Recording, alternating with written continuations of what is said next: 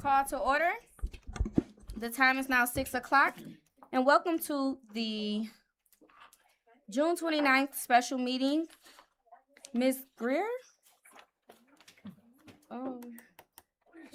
She was at the printer. Can you? Oh. Okay. We're grabbing Ms. Greer so she can call the roll in 1 second. Yes,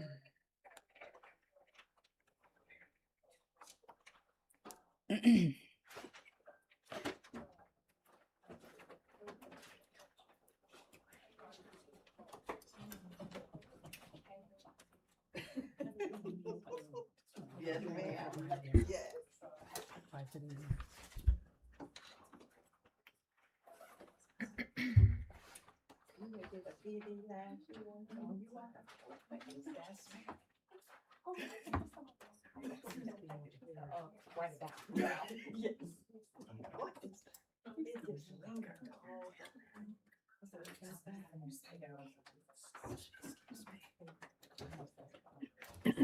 Can we call our own roll? Right, that's what I was thinking.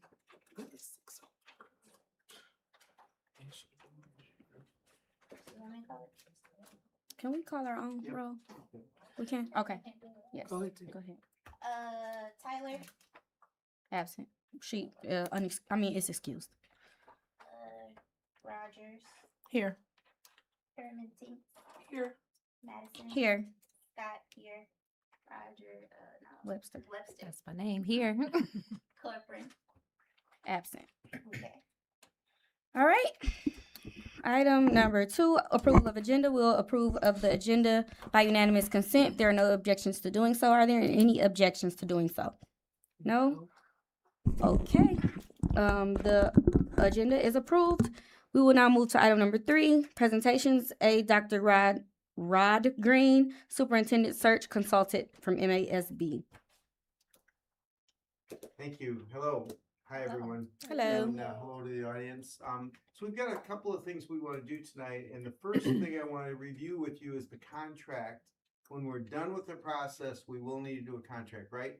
So you all had an email to you. So I've got it on my screen here. And I just want to point out a couple of things. So this is a normal superintendent contract. It's going to have the term, which is going to be 3 years. And then there is going to have the duties, the exclusion of tenure. So that's kind of the first page. What you're going to be more interested in is the compensation. So there's a section of compensation on the second page, and notice that I put in there that it's going to be according to the administrative scale attached.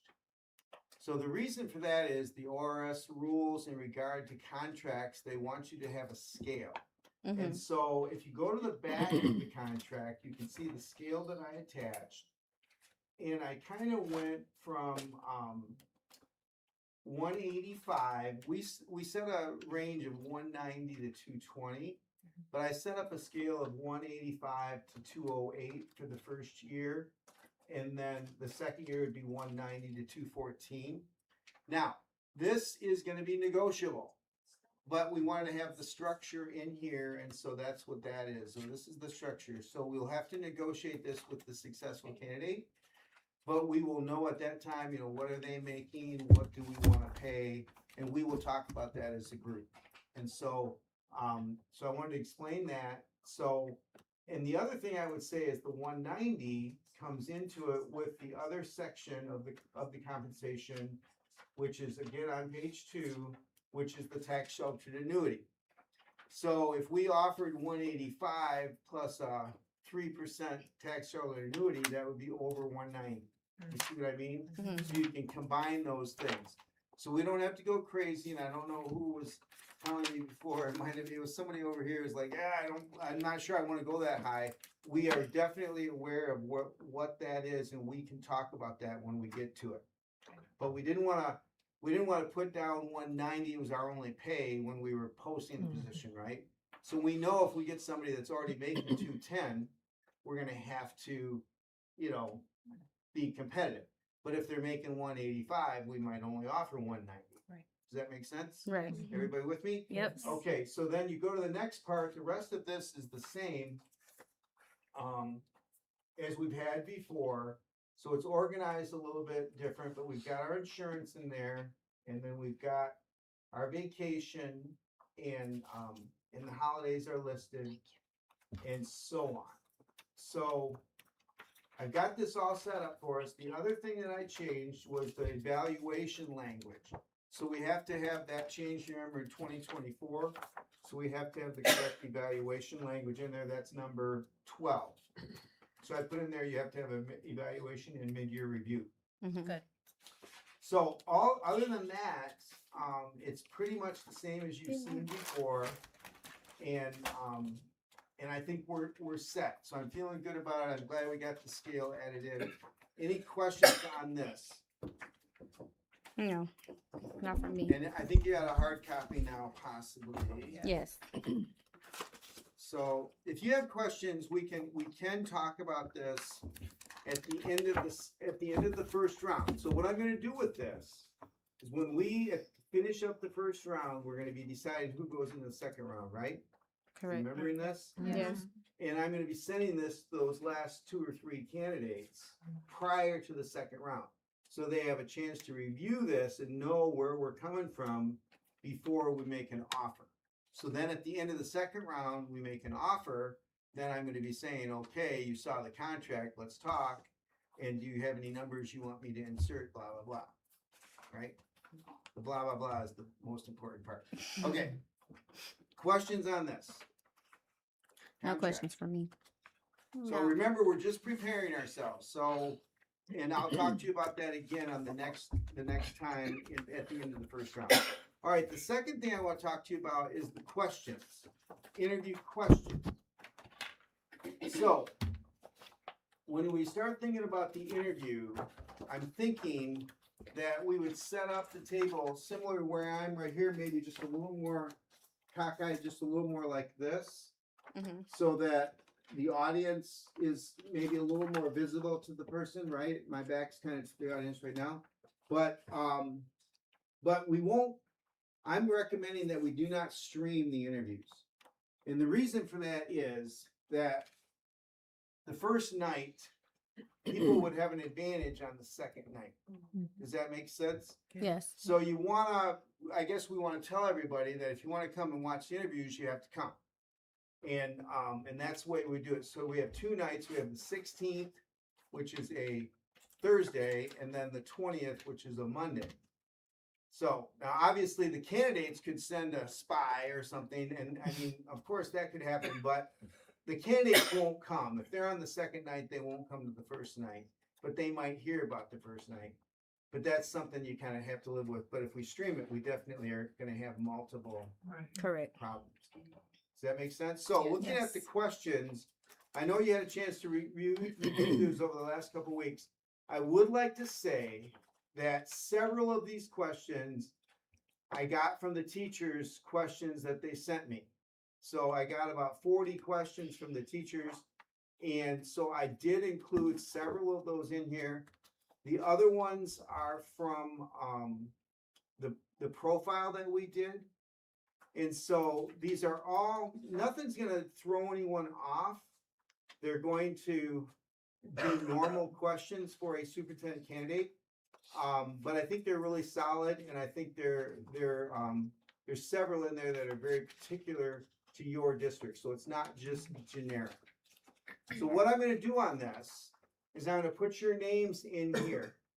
So Paige, you will open and you would say, you know, welcome, thank you for your interest, you know, tell us a little bit about yourself. So that's the opener.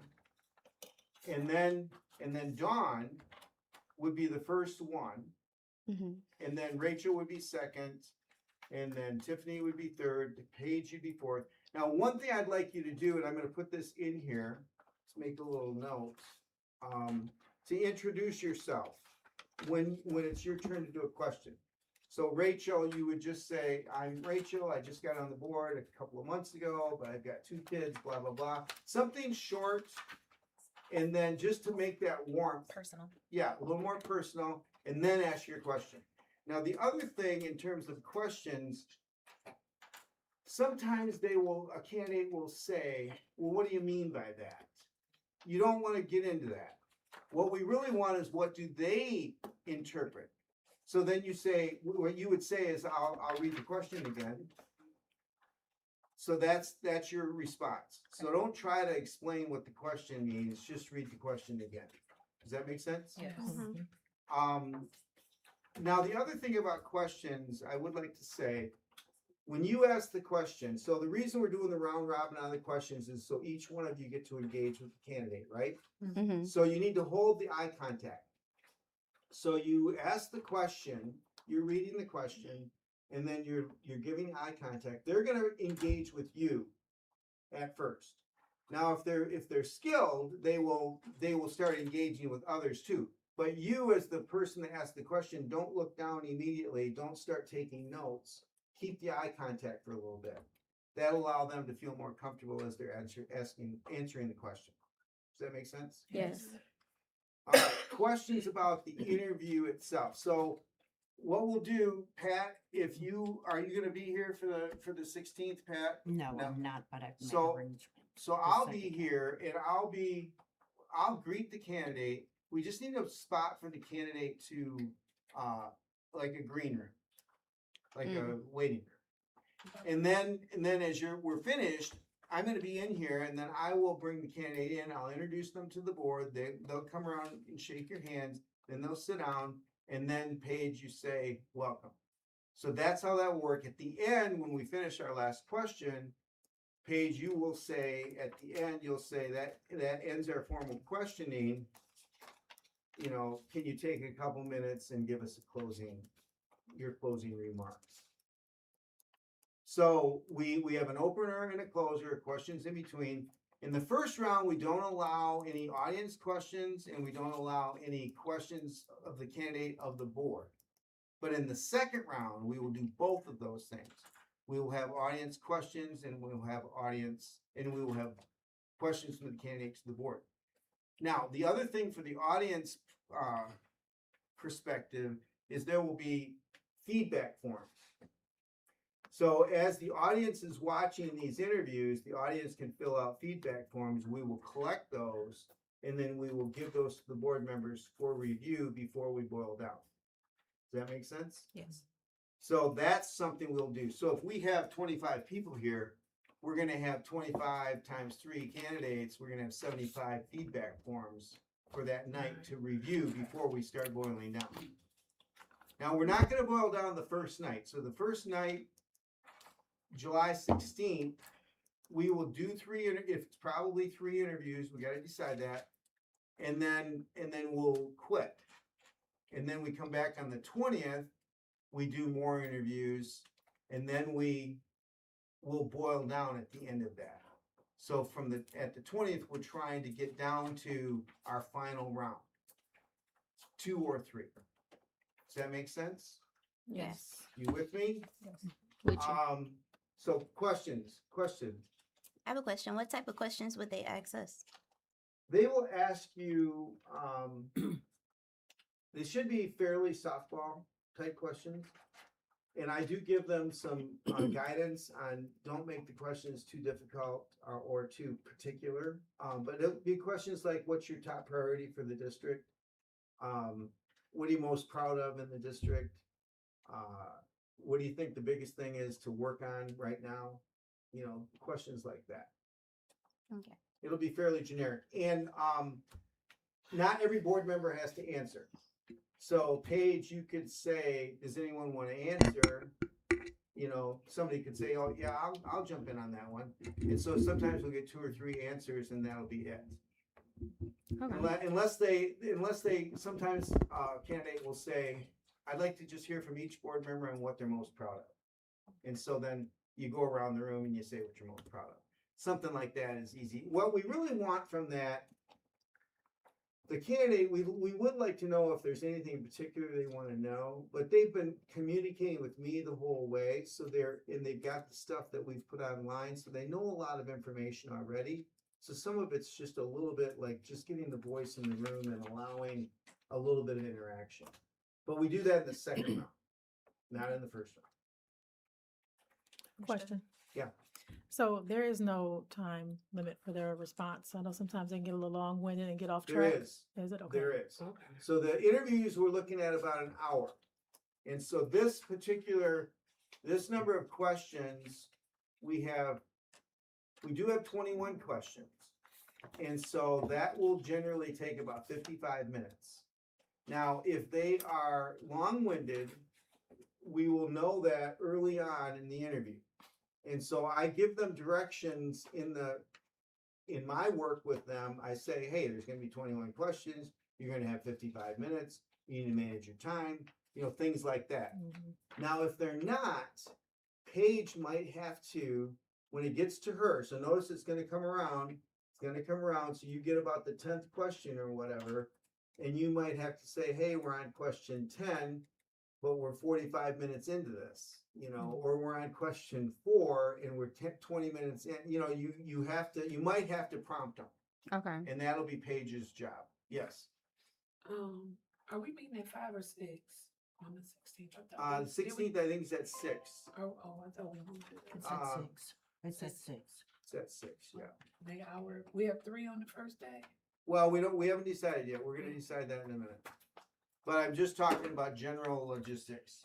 Okay. Does that sound good? Yes.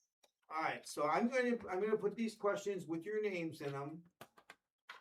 And then you're gonna get a packet for each candidate. So if we have 6 candidates, you're gonna have 6 of these. And then you're gonna write down their name, their district, that'll remind you, then you can score. You can use this little scoring rubric if you like their answers. So the first one, their intro, you can give them a 5, or you can give them a 4.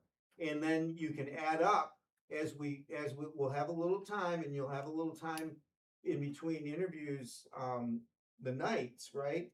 You can add up and you can get your total. If there's 21 times 5, 100 would be a good score, right? Maybe 90 would be a good score.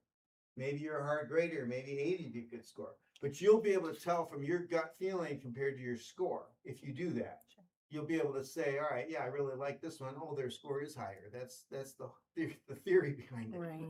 right? If you like them, you're giving them higher scores. But some of this work, interviewing is an art and not a science, and so sometimes it is a gut feeling, it is a chemistry. But remember, there's 3 things we're really looking at. We're looking at the interview, yes, but we're also looking at their experiences and their background and their successes, yes, and then we're also going to be checking their references. So it's like a 3-legged stool. They need all 3 parts. So you can't just go by, oh, I love that interview, they're the person, and they don't have the right background. Does that make sense? So we're Right. looking at all of that. Mhm. So that'll be a part of it. You with me? Yep. Okay. All right. Are you ready to look at the candidates? Yes. All right. So you guys all got a list of candidates, and first of all, we do have one that has withdrawn, and so I need to give you that number. So remember, we're going to talk about these by number. And so the one that is withdrawn is 107. 107.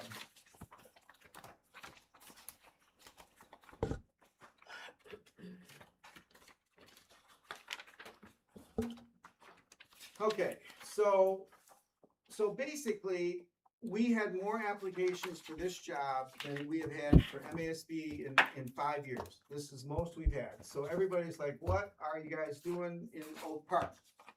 And I think there's some reasons why.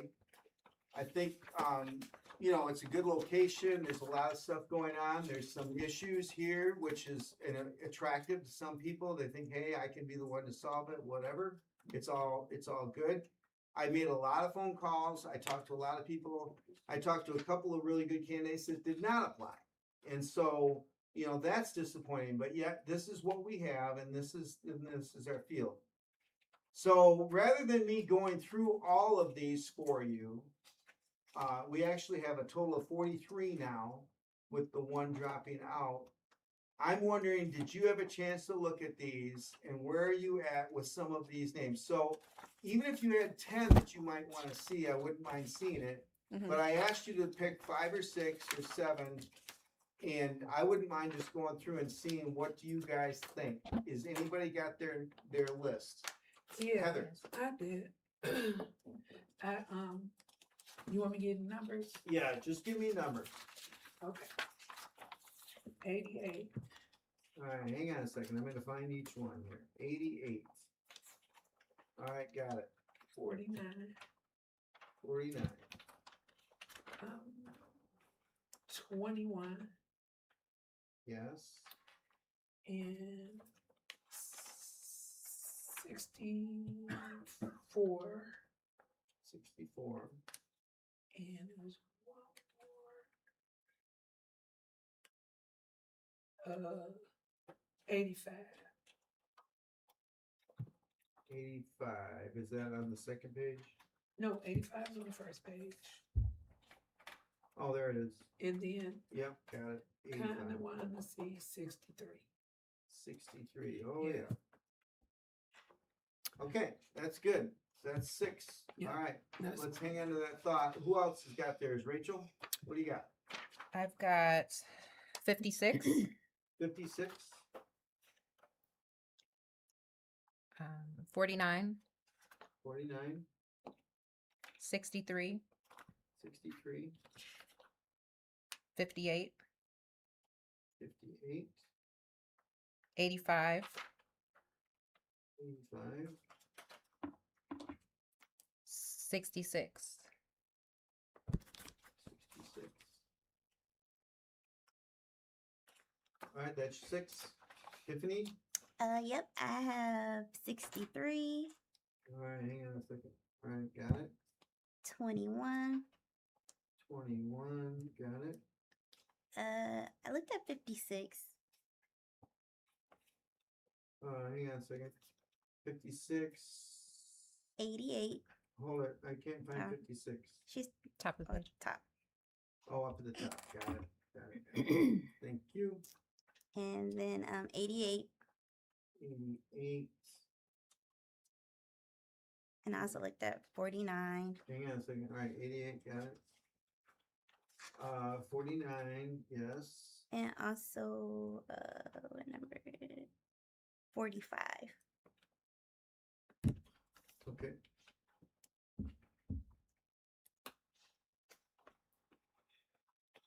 All right, Paige, you got some?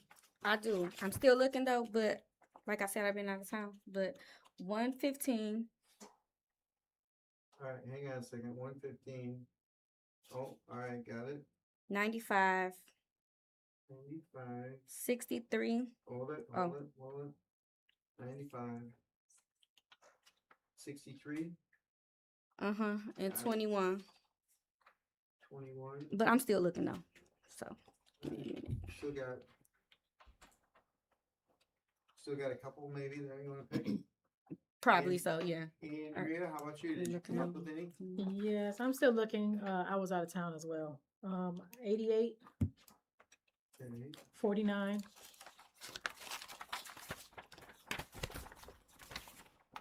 63, and I made notes in my phone, but I can't find it. That's it for right now. I gotta figure out my notes. Now, let me talk about a couple of these. So, so first of all, 49 got some play from everybody. You guys looking at 49? Mm-hmm. So this is a former superintendent. Actually very solid. I don't know if you know this person. Does anybody know this person? No? So I actually did a search where he was the successful candidate about maybe 8 or so years ago, 8 or 9 years ago. And then he switched from that job to a bigger job.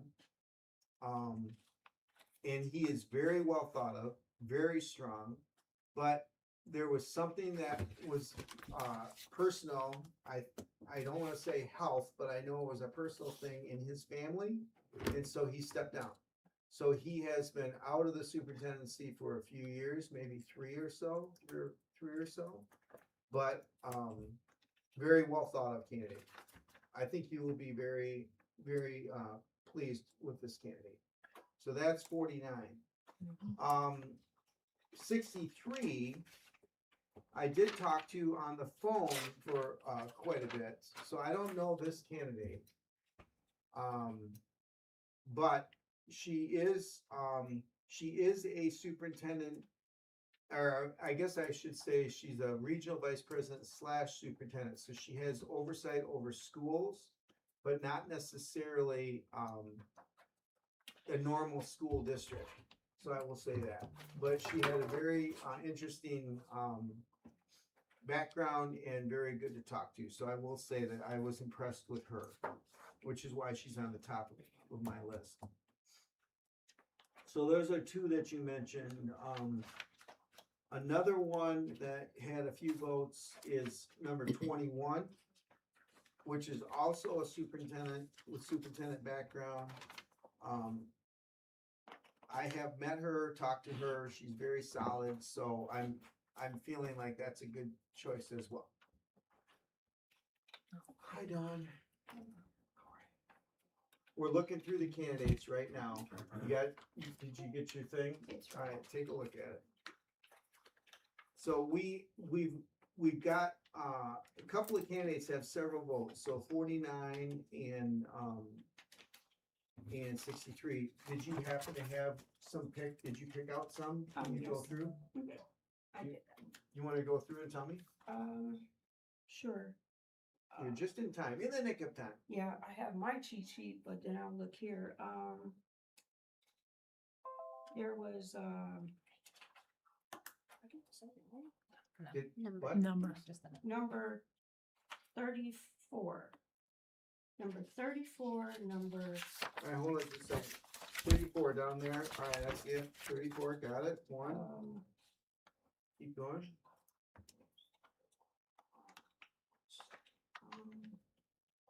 they're alphabetical orders, so, Do you need to look for your cheat sheet? Go ahead, Sure, thank you.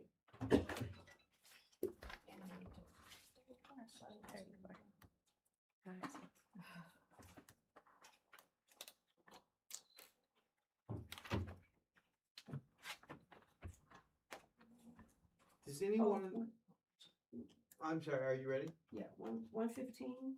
115, alright, got it. How many? I can pick all of them? No, you can pick like 5 or 6, something like that.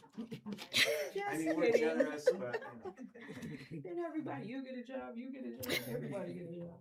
Okay, I was, but,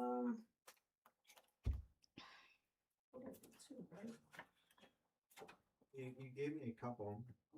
How about 49? Did you have a chance to look at 49? I actually, oh, you know what? Yep, that was one of them, and there's another one. Oops. It was that one, and it was, that was 3. I think I only had 4.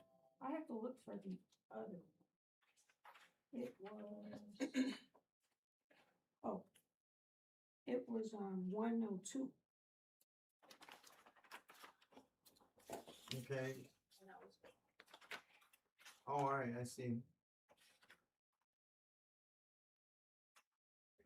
Alright, so is there anyone that, so looking at this, 56, who picked 56? A couple people picked 56. I did. What were some things that you liked about that one? I pull back up her. Well, I seen that she's been a former she was assistant Assistant superintendent. superintendent, yeah. What else? Education was good. Let me bring up her resume that I looked at. Yeah, she's impressive. I did talk to her on the phone as well. Her resume was like very nice as well. How about Just like Billy 88? You guys look at 88. I looked at 88. What did you think? I did not look like at it. 88. Now, I liked 88, I didn't think that was- considering the increase in things like parent involvement. But I was curious about the money management aspect of things because that's obviously important to the criteria for the district. right, And so I didn't, not to say that there isn't that experience, but I didn't see it See it as much. necessarily listed. Yeah. yeah, and that person had been a superintendent for a while, and then tried another superintendent, but it did not evidently work because they were only 1 year in the second superintendency. Did you see that? Mhm. Um, You believe 88 is a strong candidate? yeah, I don't know exactly. I get worried about the out of state thing and then Mhm. also the 1 year thing. Mhm. I like 21 a little bit better than 88 in that regard. 21's from in the state, Mhm. but and is a current superintendent. How about 58? Did you guys look at 58? Someone No, I picked didn't Yes. look at- I didn't 58. look at that one. I did. That's another one that was superintendent for a while, and then How did you like? I talked to this one on the phone. I thought he was solid. He explained why it didn't work out where he was. He was there for quite a while, and then the board changed, and there were some things that changed, and so then they decided to part ways. You know, it didn't sound like there was anything in particular. He was one of my, that was one of my choices as well. However, if I read it correctly, their experience is in Wisconsin, Right, correct? Wisconsin, yeah. And so with regards to diversity, Right. that was not as something much, that I was yeah. considering, even though they listed the school that they had been at was most diverse in Yeah. No, Wisconsin. that's true. And I We're did not talk sure about how- that a little bit okay. too. Yeah, I mentioned that, but yeah. Now, how about 85? Do you guys like 85? Some people picked 85. I liked 85. So that's an assistant superintendent. He's been in position for a few years. He's very solid. I've worked with him before. I think he's a solid candidate. He's assistant. He's assistant superintendent. I think I picked him. I liked when I was reading about restorative discipline, that was something that stood out to me specifically for that candidate. Yep. It's important in different climates such as ours Absolutely. to Yep. to consider other ways to reinforce positive behaviors. I also liked how he increased the graduation rate from like Yes. 78 to 94. That's That crazy. was good. Very impressive. Yeah, Yeah, that that was district, good. that particular district has done much better the last few years Mhm. with the people that are in leadership there. So Really, this is and it's superintendent- diverse. It is. Yeah. It's diverse, very yeah. diverse. That's So that's 85. That's 85, 85, yeah. yeah. Yeah. That's very. I'm adding 85 to my list. You're adding 85? Yeah. And then also in some letters of reference for that one, they discuss collaborative culture, transparency, things like that, which we know are important for us. Mhm. What about 64?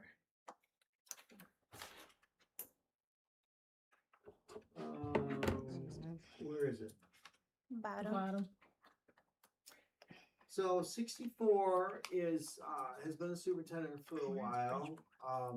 They did have an issue here recently where they are not being continued in that position. I don't know if you've read, if you Googled and read any of that. They had a good track record there, I would say, for a while. I think they're a reasonable candidate. They did just interview in, another district and had good marks, for that. So, been a superintendent probably 8 years, maybe, something like that, in a district that's similar, not too dissimilar to Oak Park. It's not as diverse. Yeah, I would say they've got quite a bit of diversity there. Mm, So this is what I'd like to do. So I feel like we've got 49 and 63 are very solid. So we had 5 votes basically for each of those. Mhm. So I think we should just circle those and just plan on those two. But I'd like you to take and vote for, or pick 4 more. So each of you, I'd like you to pick your top 4, not from those 2.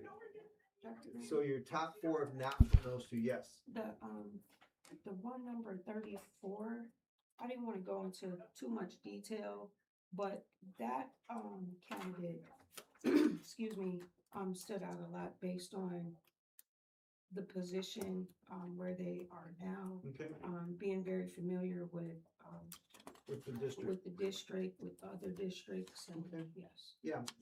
Yeah, and that, And all of these people that are in my top list here, they have a quality, one way or another, one good quality. That would be that's a good one for that one.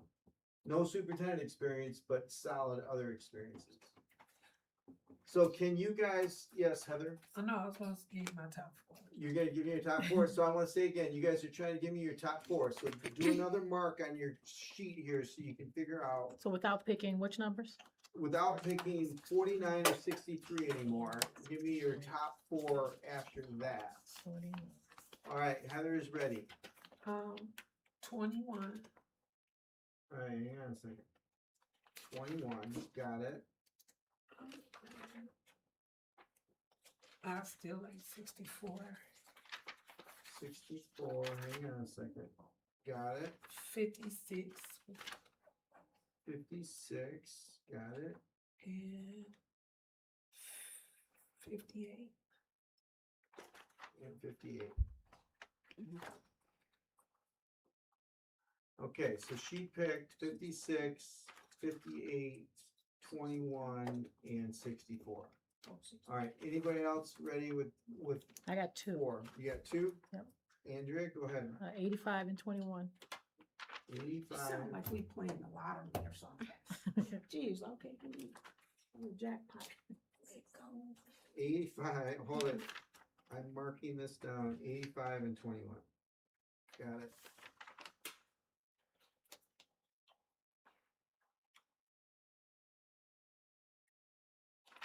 Anyone else?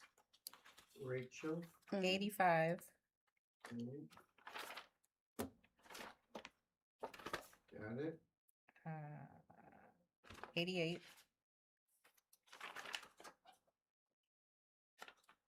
Got it. 66, Okay.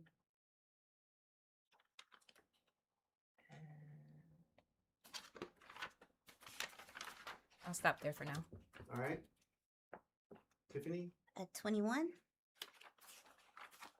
21, 88,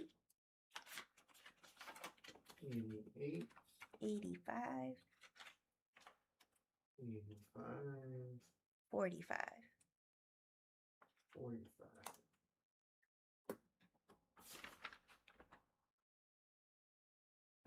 Okay. Anyone else ready, Paige? Yep, 115. Hang on a second. 115, Yep, 21, 21, 85, 85, and 54. 54. Yep.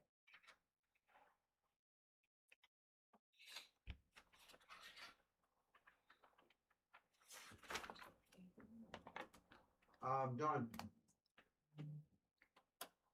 Okay, I'm gonna do,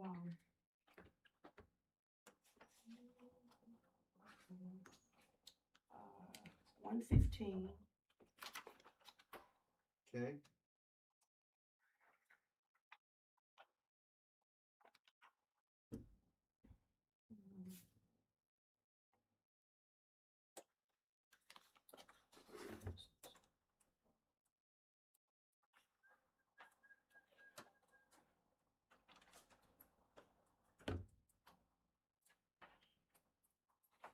Twenty-one,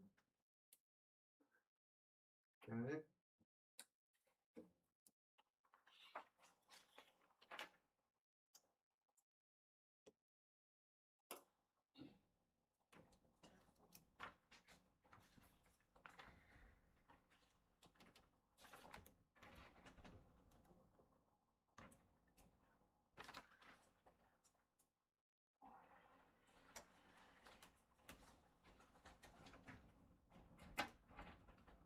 4. Yep.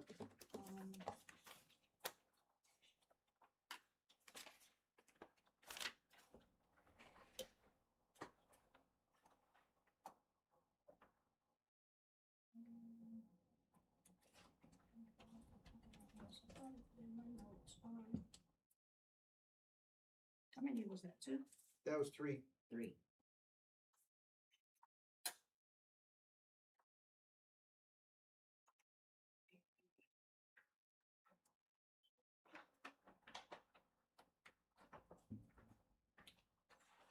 All right, I'm gonna let you keep thinking.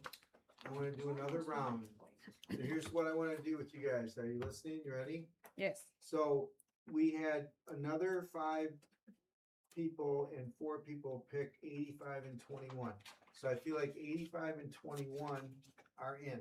So let's do, that gives us 4. But now here's what I'd like to do with you. I'd like to just think about, like, so 56 just had 1 vote in the second round. 88 had 2 votes in the second round. 45 had 1. 58 had 1. 66 had 1. 115 had 2. 54 had 1. 34 had 1. And 64 had 1. So we have a lot of 1s and a couple of 2s out there.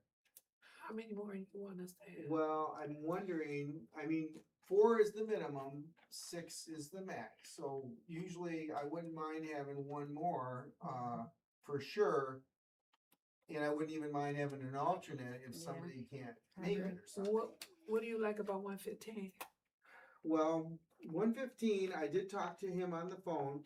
He, had a lot of experiences that he wanted to share, and I obviously a couple people have picked him. Paige, you picked him a couple times. Do you know him? Yeah, not personally, but when I went there. You know of him? Of you him, went to of Oak him, Park? of him. Yeah. No, that's cool in there. When you went to this? Yeah. So I don't know. I mean, he doesn't have the superintendent experience like some of the ones That's do. why. So some of you have mentioned like, yeah, you really want that superintendent experience. Now the 4 we have so far, 3 of them are superintendents, 1 is an assistant superintendent. So, I mean, you could say, all right, let's put a principal into the mix, or you could say to yourself, there's no way we're gonna pick a principal over a superintendent, but I don't know, I mean, this is why you do this work. You don't know what you connect with and what you think will really help your district. Yeah, it's more of the background for me. She picked 56. What about her? 56. So, yeah, she had 1 vote. She's interesting. She's very interesting, and I bet you she's very dynamic. She was an assistant superintendent for Detroit at some point in her Okay. career. So she's been around the block in regard to education. She's more of a consultant now, working in communications and things, but she's got that superintendent, the administrative background with DPS. I'll second her on 56. You would second that one? Well, what do you know about 45? 45 is a solid candidate. She's an assistant superintendent. I mean, her title is director. She has been in education for a while. She's well thought of. I haven't met. I did meet her. So yeah, I thought she was good. She doesn't have quite the background that some of the other ones have, but I can see that right there. I like her better than some of the ones from out of state, maybe, possibly. I mean, I just feel a little funny sometimes. People apply and you just wonder where their motives are. I agree. What are they really looking for? Like, why? Do you ever wonder that? Yes. I wonder that. Yes. You brought up a good point because number 115 fits that description in regards to there wouldn't be a wonder why. Right. Yeah. Exactly. I agree. and the same with, honestly, the same with 45 in a way, you know, from the area, has an interest in becoming a superintendent, that type of thing. Now, 45 applied for another job that I ran, and she was very solid in that job as well. So she has been she's interested in becoming a superintendent. Well, She's they didn't basically give her second the- command. Okay. Did she not get it because someone with superintendent yeah. experience got it? Yeah. Somebody else beat her out. I mean, these are tough jobs to get. But let's do this. Can you look at the ones, just the ones that have gotten votes? So obviously we're not What about 66, the one that she said? 66. Yeah, you know, I don't know. I would put 66 in the same kind of boat as 45. Okay. But the thing I liked about 66, he's been in the district for a while. You know, he's solid, like 6 years. So one thing I don't like, I'll just tell you, one of my biases is the every 2 years jumping. Hmm. I don't Yeah. like that. I agree. I get So that. when I see somebody that stayed in a job for 5 years, then I'm like, all right, maybe they're really worth taking a look at. That type of theory, right? And to that point, number 115 fits what exactly you said. Sorry about that. Same point. Yeah. Yep. Yeah, that's why he made the top group. And that's why 66 made the top group too. You know, so who wants to advocate for someone? Anybody want to advocate for 64? There's a superintendent person. I said. Board changed, so what happened in 64? The board changed. Board changed, and so all of a sudden he's not well thought of anymore, and people are interested in making a change. I mean, this happens in this business, right? Everyone knows that this is how the business goes. So sometimes when the board changes, the superintendent changes. So that's what's going on with 64. And how long was that there, the superintendent? He's been there about 8 years. That's a nice one. It's a nice run, yeah. He had a nice run going there. And he changed some things. They were in deficit. So a couple other reasons why he made the list. They were in deficit. He brought them out of deficit. They've made some gains in their achievements. So they've done some things that, you know, was on the list. But you say he's in a. What did you say was going on with him? You The said board changed. the board changed. And so they were interested in making a change. So I'm not really sure other than that. There was nothing ever listed in terms of any wrongdoing or anything like that. It's just more of a political thing. At least that's the word. So of the ones we just talked about, you want us to pick 2 more and go from there? Yes. Can you say those numbers again? I would like you to pick, well, the ones that you cannot pick. 49, 63, 85, 21. Those are already picked. Mhm. So now you're looking like, going from the bottom, you're looking like at 64, 34. You know, you could be looking at 54. 115 had 2 votes. 66 had 1 vote.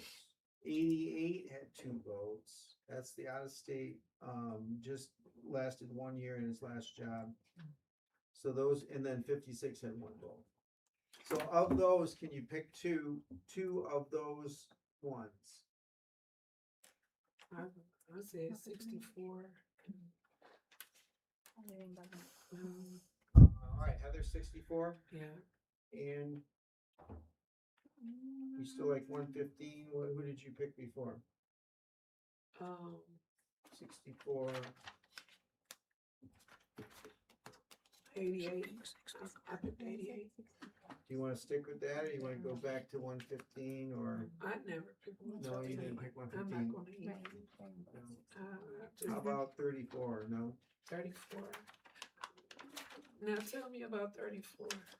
So You 30, never said no. 34 is like a supervisor director level, but it's in an ISD, so it's got a lot of support and supervision over a lot of schools.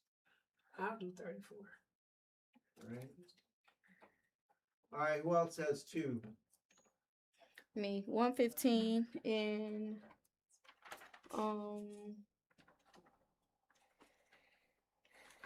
did we pick 85? We picked 85. Dang. No, I only got one.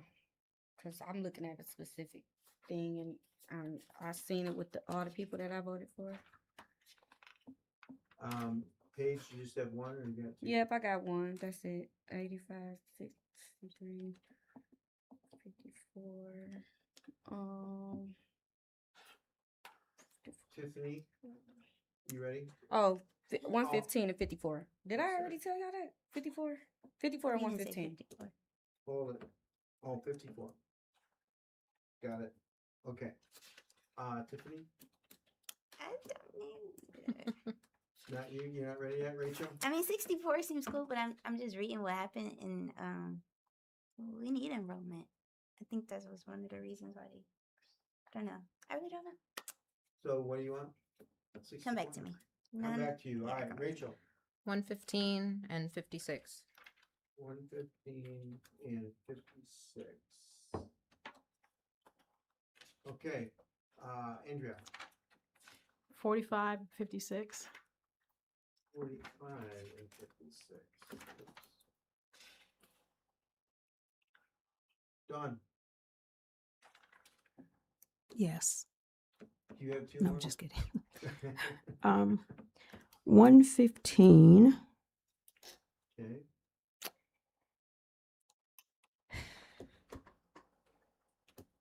34. Okay. Tiffany,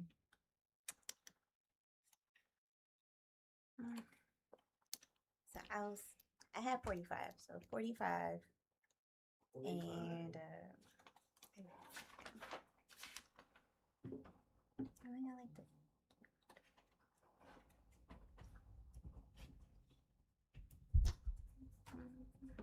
I just have one. I can do 56.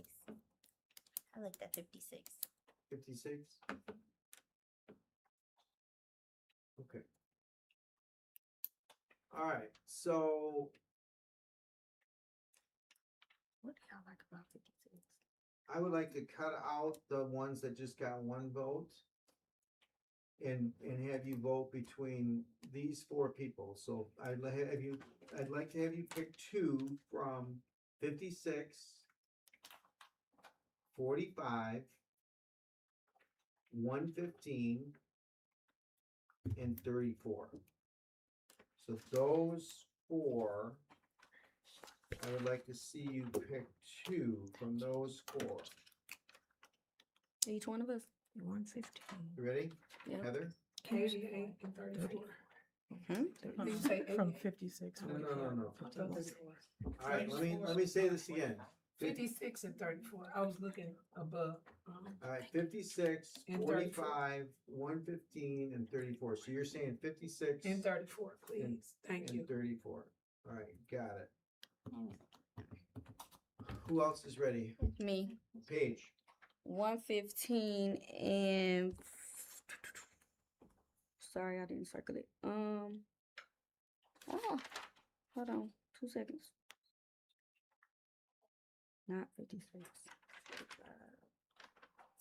45 was the other one. Not 45 at all. And then 34. 34. So 115 and 34. 115 and 34. Got Yep. it. Who else? Rachel.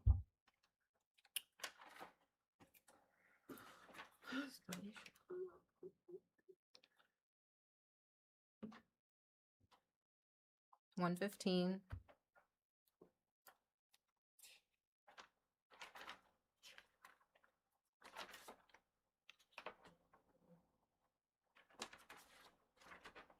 56.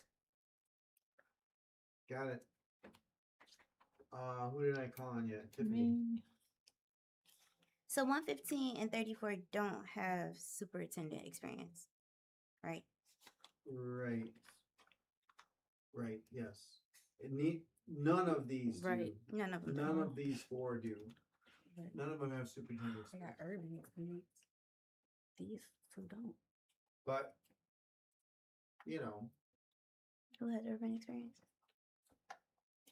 who's going next? Andrea? Who, can you Yeah. single out between all those schools, who has the most urban experience? Urban schools?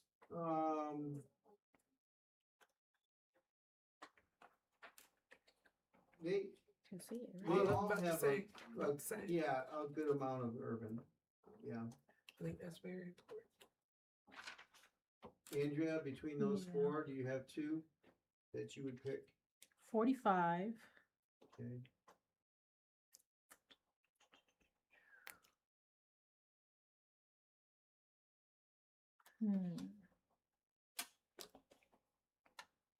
Just can you refresh me on some information on 115 just real quick?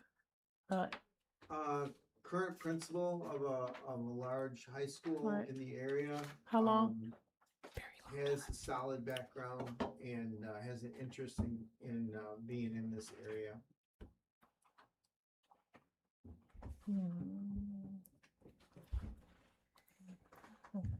What did I tell you? 45? Yeah, you said 45.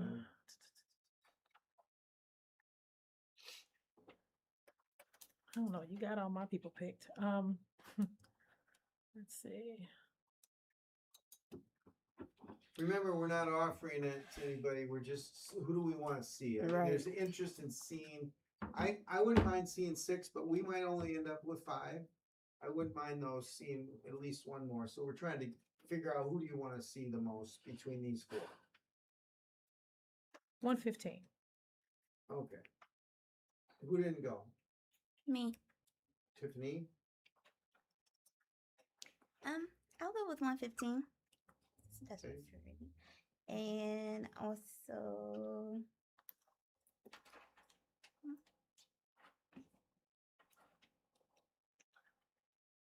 I mean, I was looking at education too, but Mm-hmm. I like 45. So 115, 45. Got it. Dawn? Did I say? Oh, I gotta do this again? Did Yeah. Dawn already? Oh my God. Mm-mm. Not this time.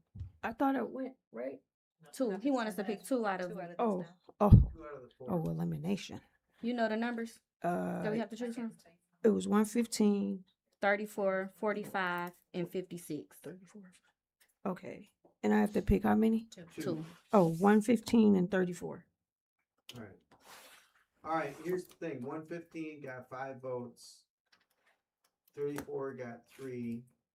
56 and 45 got 2 each. So who's 34? Okay. So I think we should go with 115 as the 5th one. And do you wanna have an alternate for the 6th Yes. one? And have 34 be the alternate? Yes. Okay. Just a reminder, I have to leave. It's.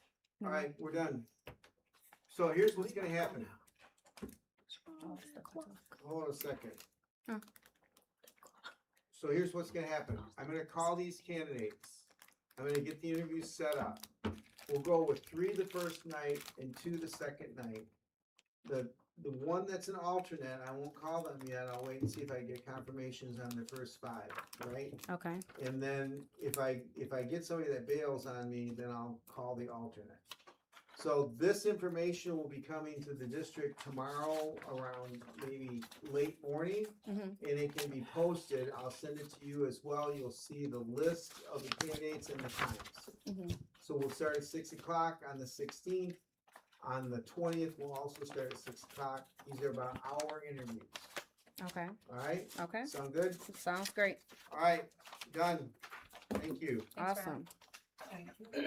I just want to say I was here for a different Oh. reason. 1 second, please. Is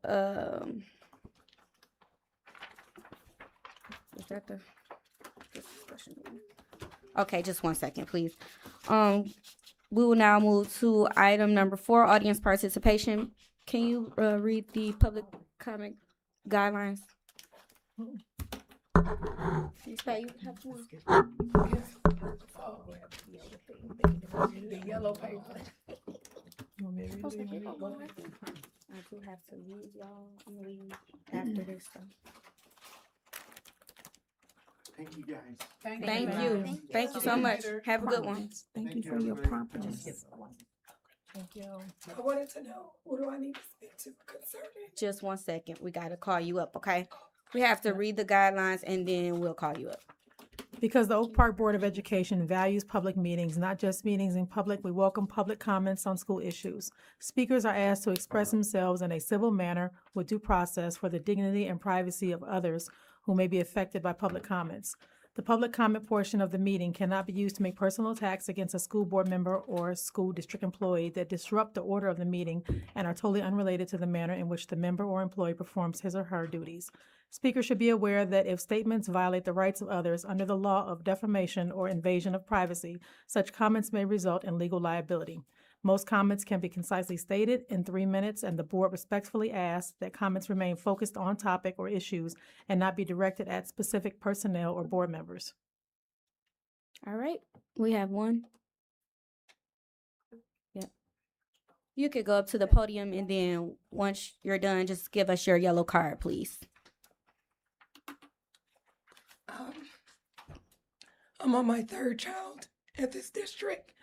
I'm sorry, my voice gone. My other two are engineers. They shared a part of a lot of good programs here. I was hoping to do the same with my last child. The other day, your coach harassed me on the track, calling me B words in front of all these kids, in front of my daughter. So there's been an ongoing situation. I spoke to the board before, the principal, and Coach Carter has been a lot of help.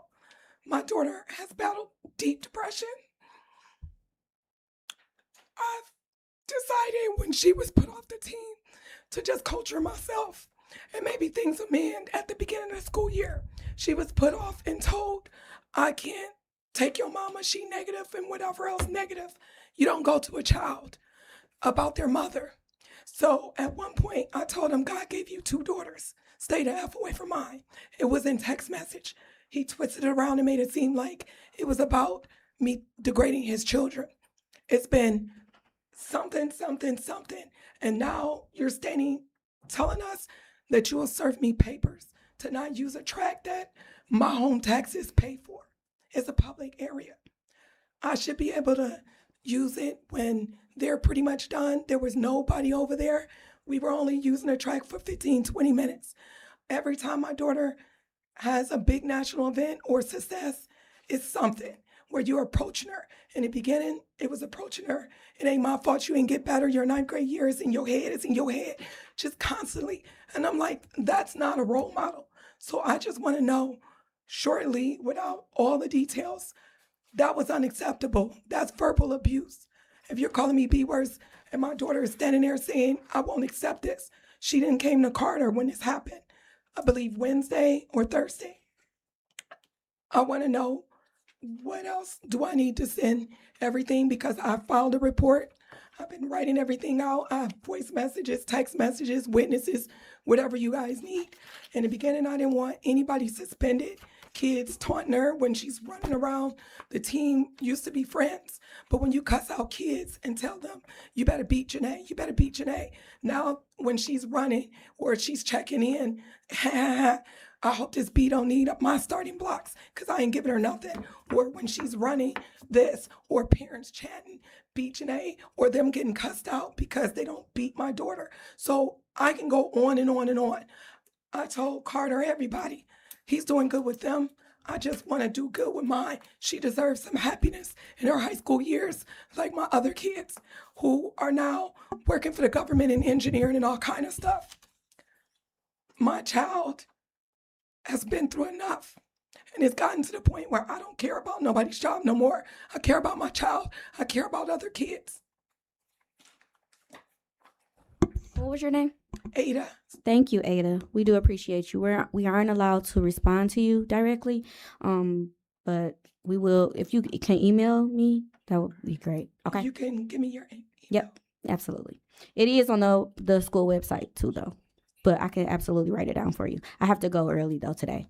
I feel like I'm trying to build her character, and any extras her grades were slipping, all kind of things.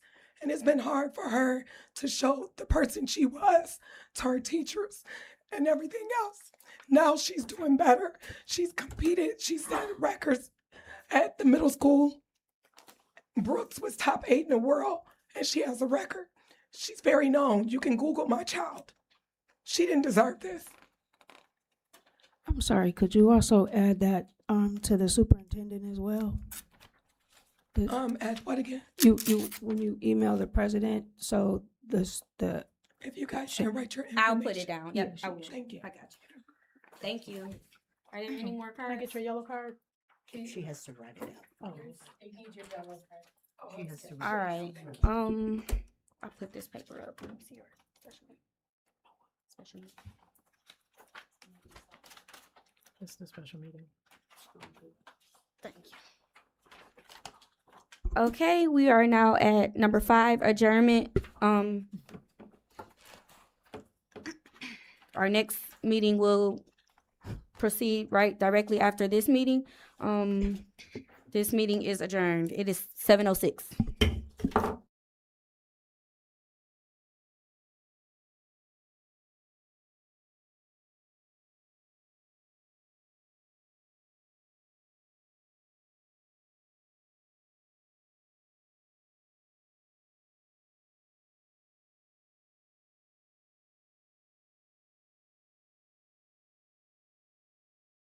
It's 7:06, and we're going to continue on with our. Oh, Shannon. Well, we'll take about a 2-minute break.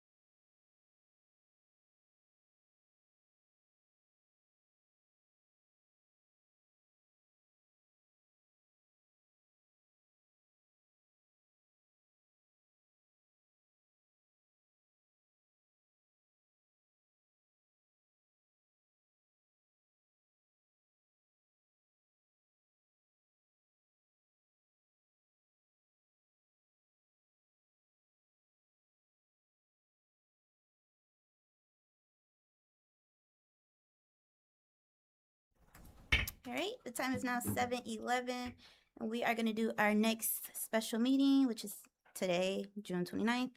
We're going to call the roll, Ms. Greer. Carberry. Here. Madison. Herman Tanks. Here. Rogers. Here. Scott. Here. Tyler. She's Webster. Here. All right, and then we're going to go down to item number 2, approval of the agenda. We will do that if there is no objections. Hearing none. Then we're going to go to item number 3, board norms. Interim superintendent. That's the board's norms, shouldn't say shame. Oh, Just a reminder of, I think trustee Webster, you have. I do have a Yeah, question. can you just read it? Absolutely. Board norms. Number 1, start meeting on time. Number 2, ask questions. Number 3, attend meetings. Number 4, no surprises. Number 5, be succinct in questions and comments. Number 6, treat each other with respect. Address and challenge ideas, not people. Manage physical expression. Listen for understanding. All right, thank you, trustee Webster. Now we're going to move on to item number 4, presentations. We have the district stabilization plan.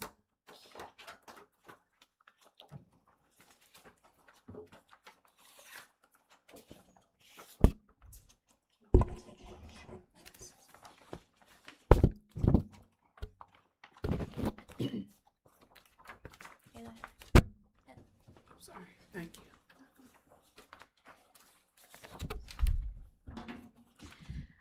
All right, well, first of all, good evening to our board, our community, our teachers, our staff that are here, to our community that is in the invisible audience, and community members over there in the audience there. Tonight, we are presenting the stabilization plan through targeted structural realignment as requested by the board at our last meeting regarding our budget. You're receiving 2 documents. One is a plan, it's about 15 pages. I'll reference it during this presentation. And then you also have a hard copy of the slide deck that I'm getting ready to present tonight.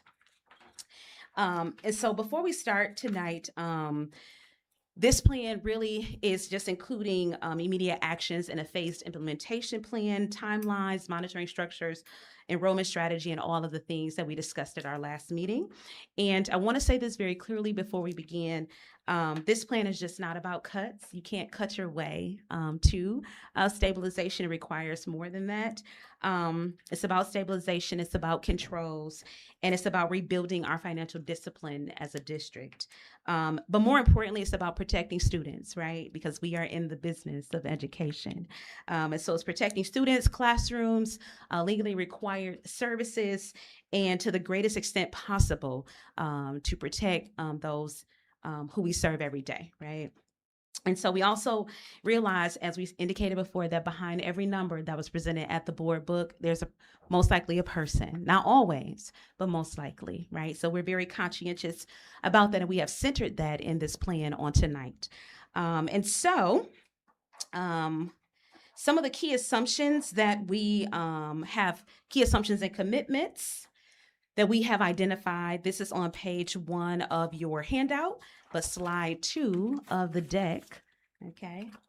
Some of the key assumptions and commitments that we are making as we go through this plan is, first, we're working from a proposed and a projected budget, right? So our projected budget takes into account historical financial trends. It also takes into account unknown variables. For example, the state has not passed our own budget that we're required to pass by July 1, which indicates the foundational allowance. So that's still a variable that is missing, as well as a big day in schools is Fall Count Day as a certification of enrollment, and that is the first Wednesday in October. And so we're working from a lot of assumptions at this time. And so obviously that means that the budget will continually be monitored and adjusted as necessary. And per board policy that you all approved or decided on last year, there are quarterly amendments, right, that we have to present. That does not preclude you from asking for additional information, right, at any time. Second, some of the commitments and key assumptions is that the district, we've established a 13% target reduction across major categories, but that does not mean all things are equal. It doesn't mean that, right? We just had to give a target so that we can pass. You cannot pass a negative budget. You simply cannot per state law. And so we had to do some reductions in major categories. But again, these are moving targets, right? Legal obligations, student safety, instructional priorities drive the sequencing of anything that we have to do in terms of cutting. And third, our core commitment, and most importantly, is a student-centered mission, right? We prioritize high-quality instruction for children, period. That means that the people that stand in front of them every day are also prioritized, period, to the greatest extent possible, right? Because again, mostly behind every number is a human being, and we're very conscientious of that. And last but not least, Oak Park aspires to be a destination district, right? We have a lot of wonderful key ingredients, high quality staff, great athletic programming. We're moving and shaking in the right direction. And so this plan is mindful that we are trying to create a destination district, right? And stabilizing our finances is a requirement and necessary for that vision. So still on page 1 of your handout, but now slide 3. So a couple of things I wanted to clarify before we move forward in the plan is some questions that I've received, and that is why revenue is falling. And so this explains it relatively speaking. The first is state revenue is projected to decline about $4.5 million from fiscal year 25-26, and it's driven by 2 confounding factors, and that's at the bottom of the page. First is expiration of one-time state funding programs and grants. So My Healthy Schools, and that's this chart on the right-hand side. Those were one-time grants that we had that will fall off for the 25-26 school year, which obviously impacts your revenue, right? So My Healthy Schools grant at $3.16 million, educator compensation, the 27L, 2 that came through, MIPSPERS healthcare offset at $390,000, and then a few other one-time grant programs that are falling off from this fiscal year. Another major thing to note is enrollment decline, right? So we have experienced a decline in enrollment over the last couple of years. And because in Michigan, funding is specifically aligned to per pupil, right? When enrollment goes down, so does the major part of our revenue. And then it also aligns to special education, which is called special education Headley funding. So the students that are coded as special education is called MSDS, the Michigan Student Data Tracker, along with CEPI, which is the Center for Education Performance. When our enrollment declines, so does our general funding and our special education Headley funding. Your handout also has an accounting note on it that talks about the Balmer grant that keeps coming up in conversation, right? Last year was the first year the district received the Balmer grant, and our finance department at that time,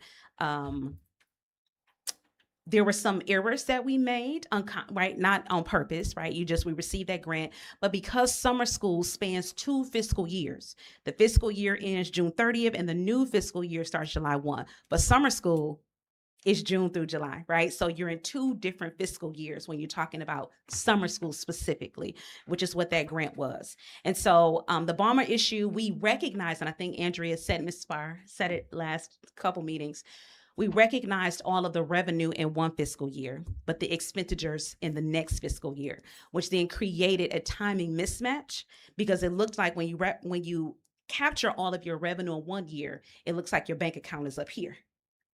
But then we captured all of the expenditures in the following year. And so there was a mismatch, right? We thought our bank account was up here when really those expenditures were also coming out, right? So we have noted that for this year, we also got the Balmer grant, and we will not make that same mistake twice, right? But last year was the first year, and so lessons learned in terms of accounting practices. So, but the biggest takeaway is that our financial response cannot rely on expenditure reductions alone. We also have to stabilize and grow enrollment. In Michigan, that is the quickest way to increase, right, funding, revenue. driving enrollment, right? So a couple of key over budget expenditure areas, because again, I've been getting questions about how did we get here, and we'll make sure this slide deck is uploaded to our board book after this meeting, so that the community can take a look as well. And so key over budgeted expenditures. So we have four major areas that total about $711,000 in fiscal year 25-26. First of all, the root causes are different for each one. So added needs was the biggest over budget expenditure, and that's all of our special education, right? So it's largely driven by IEP obligations and legally and ethically required services for children with special needs. This is important because those services can't be cut. You can't cut those services, right? Legally, ethically, and morally, those children have a right to a free and appropriate public education. So that was a larger expense than years prior. And added needs. Also, operations and maintenance has been over budget for about 2 years. The root causes are the age of our buildings. So we do a lot of repair of buildings. Yes, we have sinking fund, but that doesn't always cover all of the things, right? You can't just put anything in sinking fund, right? According to the Michigan accounting principles. So some of the things we have to repair in our buildings just because of their ages, right?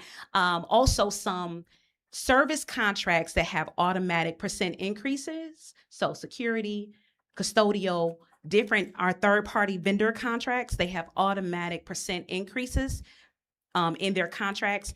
And we found that those automatic increases were not always accounted for, right? And those are big contracts, right? Each year, millions of dollars of contracts, right? And then pupil transportation and administration was a very small thing. So again, I will tell you this. For example, 1 month of invoices for district transportation for general education students is about $150,000 1 month. For special education, which is our students who get curb to curb, house to house, blah, blah, blah, not house to house, but house to school and school to home, it was $100,000. So 66%, right, of the whole transportation budget for 1 month, special education, right?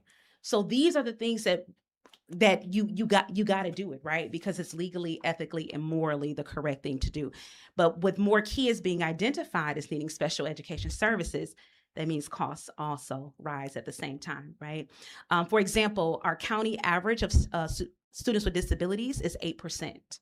That means that any given district in Oakland County, students with disabilities represent about 8% of the population. In Oak Park, it is 13%, right? So that means we are servicing more students with special needs. We're going to do it because that's what they deserve, right? A right to a free and appropriate public education. But that also means these other things that come along with it, right? And then school administration was like 31,000. It wasn't a lot. But it was there, right? We added assistant principals to our elementaries. For years, the elementaries did not have APs, and I'm here to tell you, being an elementary principal in 2026 is nothing how it was in 2006 or even 2016. It's a lot of stuff that happens in schools. We see kids' needs rising, and so to manage all of that, that was one thing that we did in our district. So the point here in this slide is that not every overage has the same solution. Some require compliance protection, added needs. Some require contract review, like our operations and maintenance contracts, and some require stronger controls, and some are structural, right? So these are the things that we're looking at as we think about what next steps are we going to make to financially stabilize our district. So our gap closing framework. So in the projected budget that was presented, in order to pass a balanced budget, we had to identify about $8.15 million in reductions of some sort, right? Our 13% target for each category is highlighted on this slide, but again, all things are not created equally, right? And again, these are target metrics. That doesn't mean that that's exactly what's going to happen as we continue. Like every time you, for example, every time I go to, Meijer, and my budget is, 200, but I only spend 150. That extra 50 stays in the bank, as a simple example, right? So not everything is going to represent an across the board cut. We do need to highlight, though, that we are in the business of people. People are needed to run an organization. Therefore, about 60 or 70% of total general fund expenditures are salaries and benefits, right? And we just know that a negative fund balance would trigger the Michigan Department of Education and the Department of Treasury to come in and take a look at us. So we're very mindful of those, not to have those triggers. So some immediate budget stabilization actions that we're going to do in this summertime from this point right now to the end of July. There are 6 things we're going to do immediately. Spending freeze. So we're going to freeze all non-essential discretionary spending. And some things are going to require superintendent or cabinet approval. Is it necessary? That's going to be my question. Is it necessary for student safety? Is it necessary for instructional programming? Is it necessary, right? If the answer is no, put it on your hope list, okay? All right, that's all I got for you. The next thing, I'm going to go left to right, right? Staff alignment and hiring and vacancy freeze. So we're going to freeze all non-essential hiring. Now, if it's an essential position like special education, I'm posting and I'm hiring, right? I got to serve our children, right? We have to make sure we have high quality staff in front of them. We're going to review every vacancy before the posting is approved or filling. And we are going to realign staff to necessary positions. So if something is nice but not necessary, realignment may occur, right? We're also going to have some department reductions. Exceptions to this are any legal ramifications, safety, compliance, or instruction, right? That's what we're prioritizing over the next 30 days, right? PO and encumbrance review, we're going to take a look at all of our open purchase orders for cancellation, reduction, delay, or grant reassignment. So if it's a PO that we have not received, we can't close the PO until we actually receive the item, right? If it's a PO we have that we haven't received it, closed. Either you don't get the item or you tell the vendor to reissue it, right? And then we track it from there. Supplemental pay control. So we're going to require approval for any extra duty. If it's not as a mandatory expense in your contract, anybody, okay? Extra is reviewed, okay?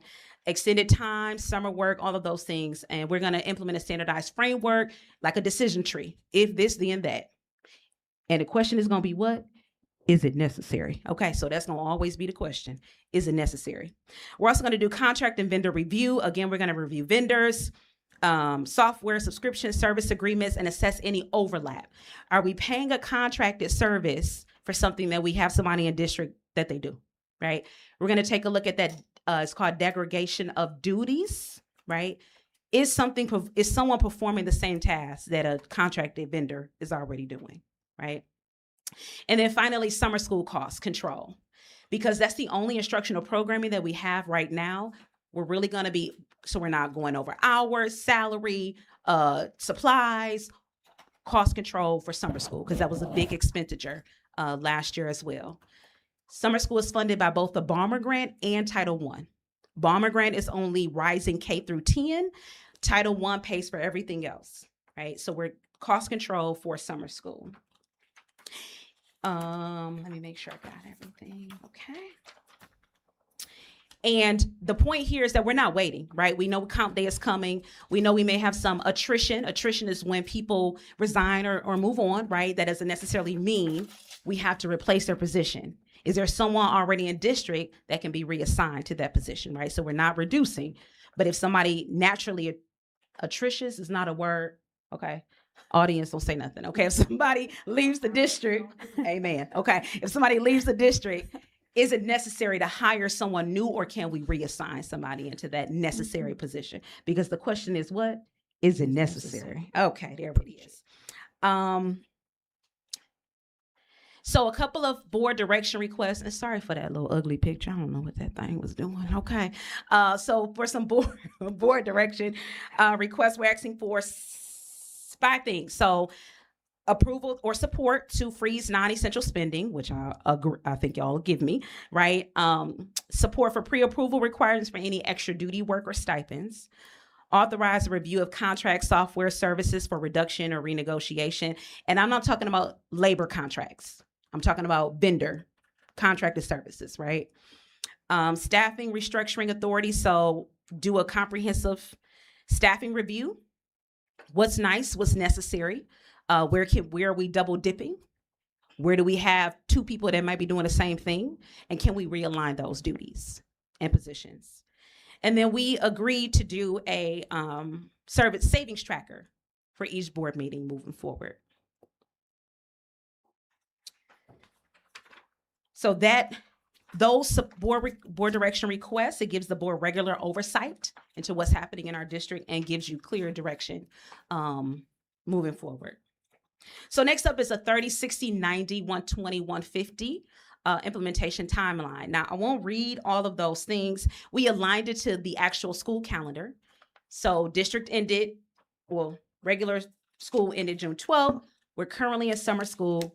New school year begins with staff on August 17th, students on August 24th. So that's where this timeline is coming from. All I did here was timelined out some of the actions that we already talked about. So in 30 days, we're doing this. In 31 to 60 days, we're doing that, and so on and so forth.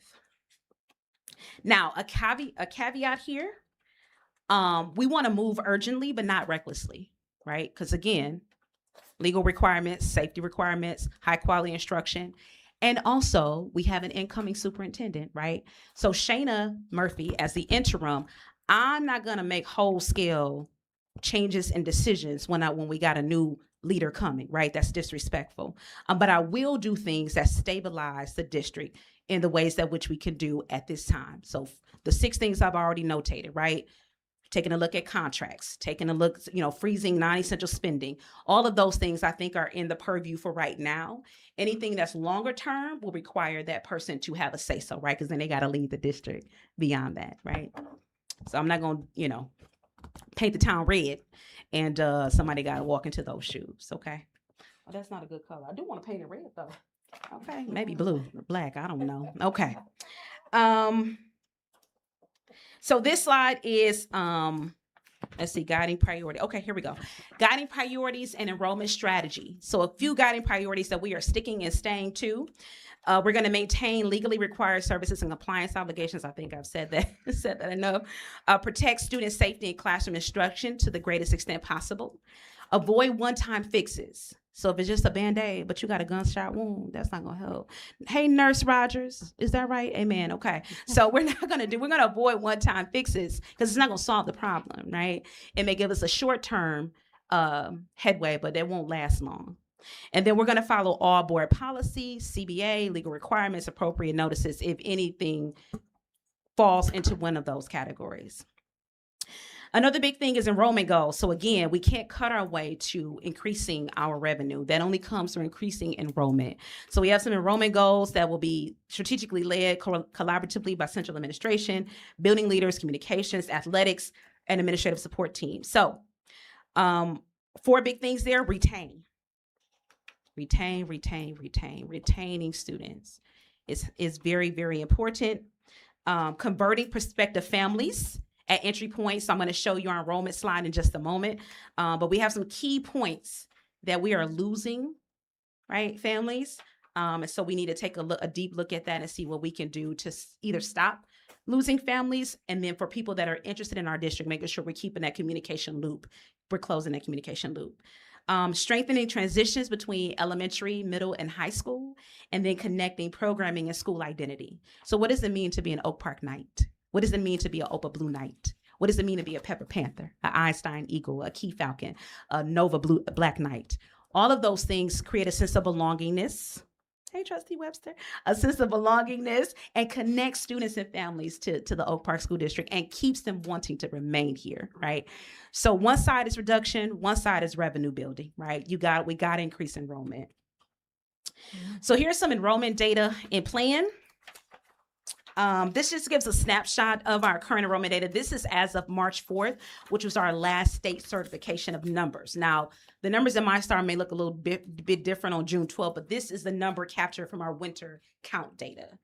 And it tells us a few things. First, We need to protect elementary enrollment because that's our biggest driver, right? So as you can see, the gray bar, most of our students come from the K-5 section. Second, we have to pay close attention to those transition points. As you note in the blue diagram up top, Kinder 6 and 12 are our lowest enrolled grade levels. And then, we recognize, so a lot of those enrollment goals that we have on the side, retaining current students, improving conversion, better programming, and district branding and messaging. Recruitment is not just about marketing. It's about a family experience, right? Hey, parents of the board, okay? Family experience, customer service, front office communication, response time, visible programming, athletics, safety, all of those things come to bear in enrollment.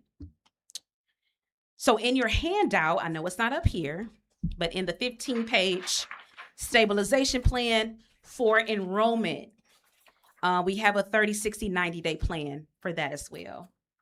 It begins on page 10 for enrollment drivers. I'm almost done. Implementation tracker. So a commitment that we're making is to create a board implementation tracker. So all of these actions that we have committed to doing in those timeframes, we will provide a tracker, right? What cost benefit analysis can we provide to you to track the savings that we're doing or the reviews that we're doing that will equal dollars and cents? So those are the things that we're committing to. And that helps us to move from discussion to monitoring. Discussion, implementation, monitoring. And finally, I went to every school this May and June to talk about the Oakland Enhancement Millage. Shout out to the OPEA and MEA for backing all of this, for putting a lot of effort and energy and money into this and partnering, right, to get information out to homeowners of Oakland County that we will have an Oakland Enhancement Millage on the ballot on August 4th. And it's for all schools in Oakland County. So I provided this information already, but for our invisible audience, a millage, it just provides additional funding beyond the state per pupil funding that we get that's not tied to infrastructure. You can do more things with millage versus bond funding. Bond funding is infrastructure. Millage is everything else, right? So if it's approved in August, the millage will be collected countywide from all homeowners in Oakland County, and it will be distributed equally on a per pupil basis to each district in Oakland County. And then you all would determine, the board would determine how those funds are spent, right? So the vote happens on August 4th. If it is passed, I can't tell you how to vote because I'm still on the clock and that's against the rules. But go to the ballot August 4th to cast your vote. If it is approved, the district can begin collecting this millage money as soon as the winter taxes, which happen in December. And again, this is all Oakland County homeowners. So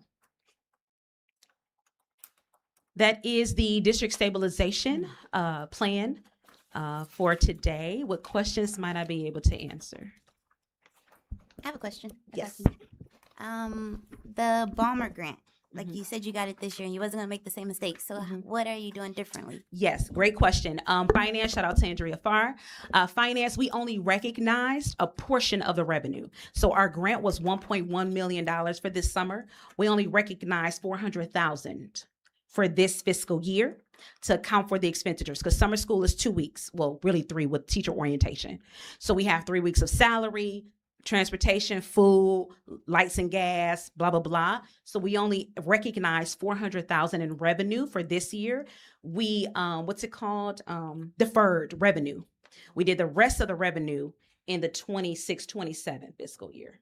Because at the end of the day, when you have a grant, your expenditures and your revenue need to equal zero, right? That's how, you can't have an overage for grants. General fund is something different. Andrea Farr and Tiffany Cavill are going to work very closely together to look at salaries that were paid or stipends that were paid out for summer school, hourly rates, utilities that we use. And we're asking our vendors to give us 2 different invoices for June. One from June 1st to June 12th, because that was the regular school year, and one for June 13th to June 30th, so we can account all of the summer school money to those invoices and have appropriate accounting practices. Yeah, cool. Great question. Thank you. Yes, trustee Pierre. So what are we doing for enrollment since it's so important? Yes. Oh, I left my box. I gotta go bring it. We have contacted Fresh Break Prints. They have. We got a lot of flyers. I know there's a couple of conventions and stuff downtown this week. We're gonna go down there. Have some tables. We're gonna contact Oak Park. Shout out to my principal group too. They came in with a lot of great ideas. We're gonna go to a lot of community events. We got banners up now on most of our schools for Enroll Now. We're updating our website, and then lawn signs. So a couple of local schools closed.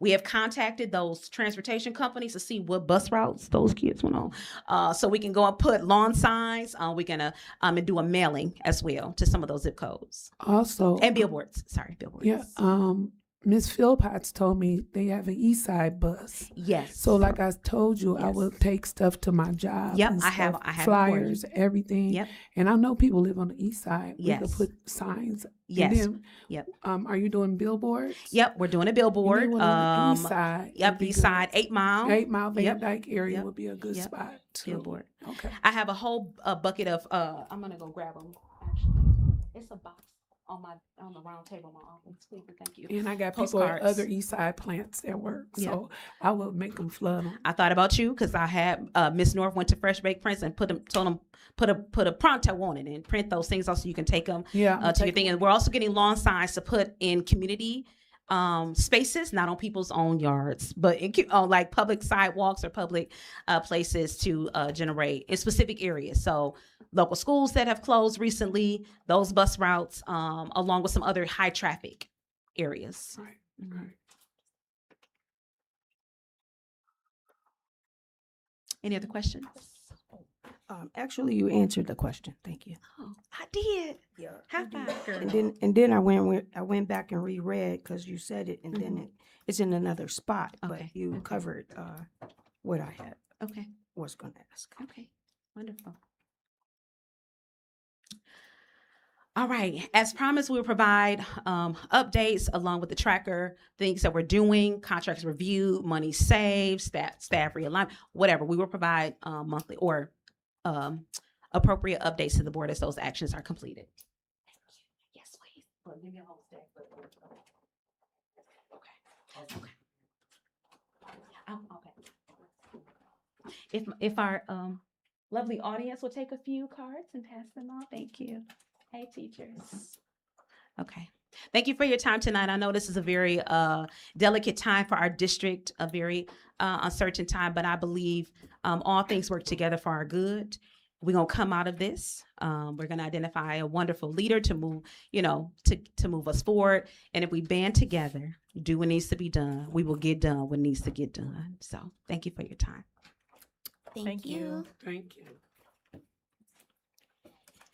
All right, we're gonna move on to item number 5. That's public participation. Does anyone want to read the card?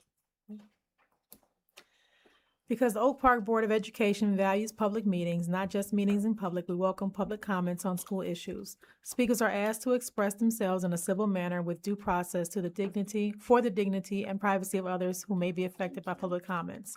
The public comment portion of the meeting cannot be used to make personal attacks against a school board member or school district employee that disrupt the order of the meeting and are totally unrelated in the manner in which the member or employee performs his or her duties.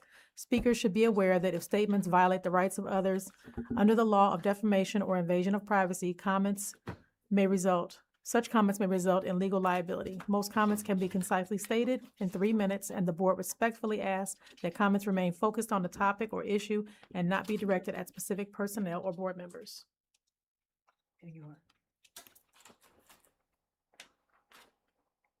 Desiree Fuller? I swear only tall people stand here. Good evening.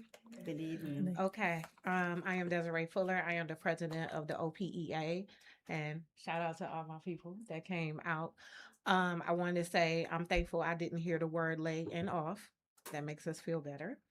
The other thing that I wanted to lift is about the enrollment efforts.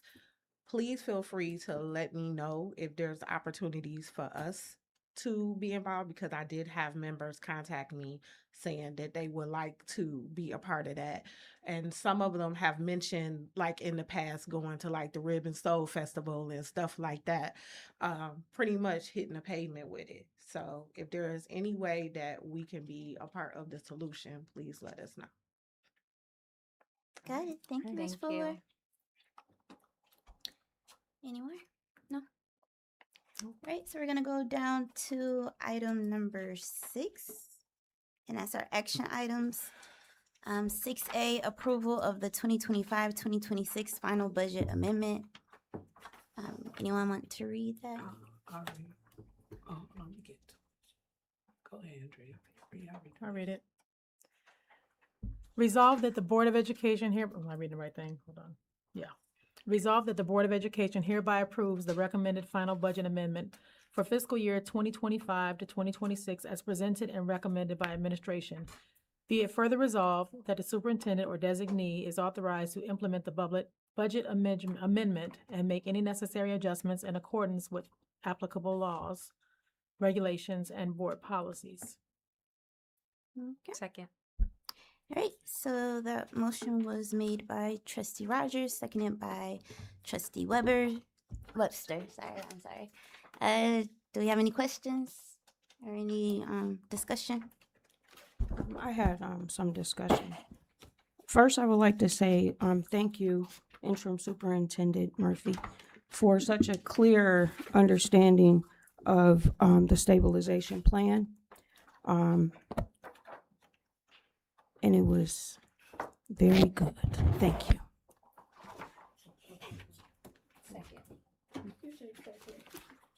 All right, that's it. All right, Ms. Gregg, call the roll. Cochran, Yes. Madison. Okay. Harriman Tanks, Yes. Rogers, Yes. Scott, Yes. and Webster. Yes. All right, that motion has passed. We're gonna go down to item 6B, adoption of the 2026-2027 proposed budget. Do we have a reader for that one? Yeah, I'll read. Okay. Resolved that the Oak Park Board of Education hereby adopts the fiscal year 2026 to 2027 budget for the general fund, debt funds, capital project fund, food service fund, and student activity fund as itemized in the appropriations documents presented to the board. Why I act like I can't see this? Be it further I think you're resolved reading the that. wrong one. Am I? I'm just Yeah. reading. But when you click on that, that's what comes on. Right, and I think item 6B doesn't have a, It doesn't have one, so. Yeah, I went to 16, I guess. yeah, no. So I guess item 6B doesn't have one. Is it not? Yeah, supposed to it be? doesn't have one. It shows this. Oh, is that included in the 6A? It's under 6A. Okay, so we're gonna move on to 6C. So do you want me to continue to read it? Read 6C. I know. Well, first we have to, well, now we're moving on to item 6C, which is the 2026-2027 employee contract agreement. We gotta You vote have on this. to adopt the 26-27 proposed. Oh, we budget. gotta call the roll. You want me to read it? Yes, right. Just read it. Like It's not listed. But it's not listed. It's not listed. It's not on there. It's not on. It just says adoption of the 26-27 proposed budget. So she gotta call It's the under roll. the approval of the budget. What's the problem? So they're saying the specific resolution is not under that item on the board, but they could probably just use the language Yeah, from the just one use before and just say language. the projected budget for 26-27. Okay. So the one you just read about the 25-26 amended budget, you Mm-hmm. can read that, but just replace the language around the projected 26-27 No, just budget. was I'll do it. That's why I Same started stuff. reading I'll do it, it. because it said. I can- adopt I resolve- 26-27. yeah, that's it. I'll read it. Resolved that the Board of Education hereby approves the recommended projected budget for the fiscal year of 2026 to 2027 as presented and recommended by administration. Be it further resolved that the superintendent or designee is authorized to implement the budget amendment and make any necessary adjustments in accordance with applicable laws, regulations, and board policies. Second. All right, that motion was made by trustee Webster, seconded by trustee Corcoran. Any discussion on that one? Okay, without hearing any, go ahead, Ms. Greer. Webster, Yes. Scott, Yes. Rogers, Yes. Corcoran, Yes. Chairman Tanks. Yes. Oh, that was it. Okay. So we're gonna move on. Oh, that motion passes. We're gonna move on to item 6C, which is the 2026-2027 employee contract agreement. You wanna reread that one? I will. Okay. Resolved that the Oak Park Board of Education hereby adopts the fiscal year 2026, 2027 budget for the general fund, debt funds, capital project fund, food service fund, and student activity fund as itemized in the appropriations documents presented to the board. Be it further resolved that the superintendent and designated administrative staff are authorized to implement and administer the adopted budgets in the accordance with the applicable laws, regulations, and board policies. All right. That motion Second. was made by trustee Perryman Tate, seconded by trustee Corcoran. Any discussion? Yes. Okay, let me clarify. The motion that was just read was really for the budget. And so the motion on the floor right now needs to be adjusted to address the contracts. So I read what's supposed to be read. That's why I thought I was Yeah. reading. That's what they mixed it up. Okay, so that one was under 6C. Is there another language under? Further contracts. Yeah, for the Yeah, contract. it's a cabinet. Well, it's each. So cabinet, independent contracts, it's all individual. Okay. So we need to read that Yeah, one. is there a language under each one of those? Yes. Yes. Okay, Yes. okay, yeah. Okay. So we're gonna move to item 6CA, cabinet. I'll go ahead with that, if that's okay. Yeah. Thank you. Be resolved that the Oak Park Board of Education approves the cabinet employment agreement for the year 2026-2027 school year. Okay, so that motion was made by trustee Second. Corcoran, seconded by trustee Perriman Tinks. Any discussion? I have some discussion. Okay. There are there are some provisions that are in the cabinet's contracts versus some of the other contracts. So the question that I wanted to ask is, per our conversation, were those things were going to be removed that we had spoke of? Yes, Okay. before the final contracts are reprinted, we will remove the, so I made sure there was no TSA language in any of them. And we'll remove the salary schedule, but I will note one of the things Dr. Green lifted when he talked about the upcoming superintendent contract was a salary schedule because of ORS, right? So it's the same concept, but if it be the will of the board, then we can remove those salary schedules. It does not mean that it's a 2-year contract. I want to make sure I'm clear. Yep. No 2-year contracts have been issued. No TSA or tax shelter annuities have been granted or provided in any of the contracts. And then we can remove the salary schedule for the time being until you all feel more comfortable. But that is the Office of Retirement Services recommendation for the state of Michigan. Right. And also, did you want to go ahead? Okay. And also, when we were talking about the stabilization that you spoke of for the year of 26-27, these contracts are the year 26-27, and you spoke about the stipends and different things. Is that gonna be for these contracts, seeing that they are for that year that we're speaking of? That's a great question. If there are specific stipends, because this, I can provide the list of there are several. I can provide the list of stipends. Now what we could do, the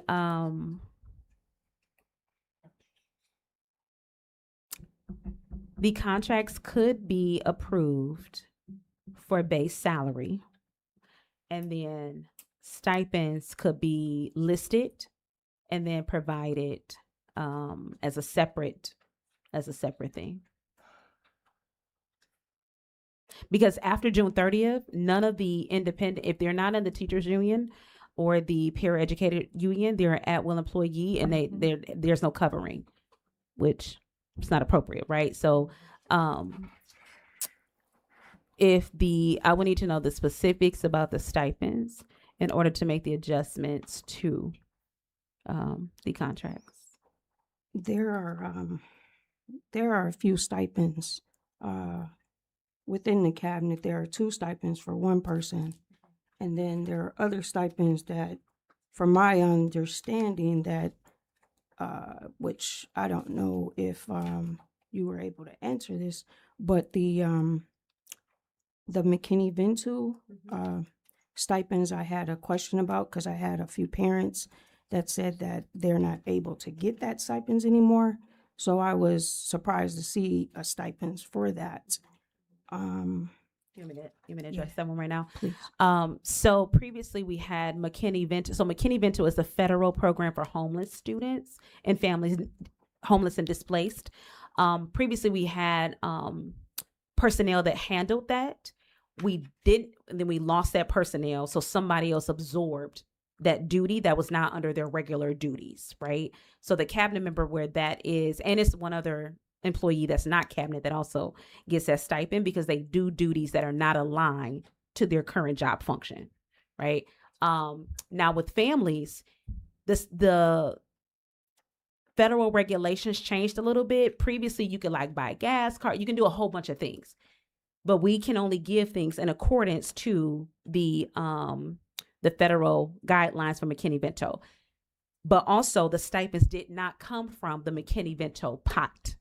They got a stipend for doing McKinney-Vento duties that were not aligned to their general job function. But it did not come from the McKinney-Vento pot of money, because you can't pay those things, right? It is specifically designed for homeless and displaced families, for housing, transportation, food, just different things. So then that is like a perk or a... Well, somebody had to do the duties, right? Okay. That wasn't a part of their normal job function. Okay, but the... Mhm.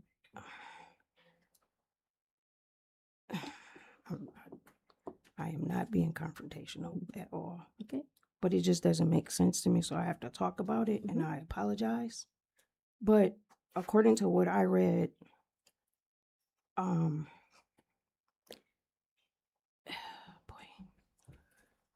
the person seems as if they do a lot of things, right? Mhm. Because of their position. And I just want the board to understand that at what point do we, because you're saying that because they worked it or they touched it, but I see there are some other contracts that don't have that, where they touched it or they worked it or they had involvement with it. So that's why I'm asking the question, because I didn't see it other places, but yet I saw it in that place. So it's 2 employees who get a stipend for the McKinney-Vento duties, right? Supporting families, securing housing, transportation, all of the things. It's 2 employees. There are several other stipends. Somebody gets a stipend for some financings, but it's in their department. Somebody else gets a stipend for other things, but it's in their department. So it's multiple stipends, and I can send the list. It's just not that one, right? So we have to be, I'm okay with that. We just have to be fair across the board. Yeah, that was correct. I was just saying that that one stipends that I saw for that one person. So I want to be clear that I'm not speaking of an individual, no, I'm just saying from what I saw from that individual person versus looking at all the other contracts that I believe that, I mean, teaching and learning, for instance, I didn't see any stipends for that area. So I don't know what the scope of work is for that person to actually get that stipends or them or they. I just know that what is the explanation of why they wouldn't get a stipends also, if that's the way to get the stipends. Yeah. Like come to work that day and work it, or don't, you know what I mean? Well, from my understanding, for in terms of that, it was specifically for McKinney-Vento. We had a person that was over it years ago in the district. That person is no longer here. So then that delegation of duties had to go somewhere. Where it went was not a normal job scope for that position. So when you do something outside of your normal job scope, you could potentially get a stipend, right? And there were two individuals that is not in their typical job scope, and so they were afforded that stipend for McKinney-Vento because it's not in their typical scope of work. So in the future, now that we have this stabilization plan, I'm very leery as a board member because we were just brought to our attention that there is a very cautious, critical stabilization plan that we need to abide by to the T to make it through. And I have a home, I have children, I have a budget, I have a savings, I have a checkings, and I just don't see from those contracts, I mean, there's more than 1% in most cases, more than 3% in some cases. And it's hard to, to accept the contracts the way they are. I wish when I brought up the contracts back on May 1st that we could have been going through them and not being surprised. Number 4. If we weren't surprised, and then we didn't receive 87 contracts until Thursday, before the meeting last, I spent all my time reading through those contracts. It is not a brag. It is my fiduciary duty to read every single contract. This is why I probably have the questions I have, because it has to make sense. Johnny Cochran said, if the glove don't fit, you must have quit. Well, my thing is, if it doesn't make sense, I have to functionality understand it or see it. But if we go ahead and we approve these contracts the way they are, based on the total, was that as a line item in the budget of 27, 27, 28? Or 20, excuse me, I'm getting 26, 27? Yes.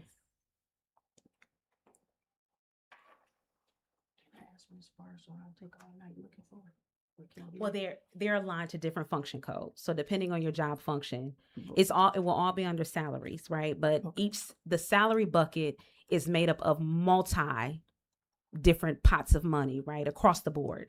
I do also want to clarify, just to provide some information.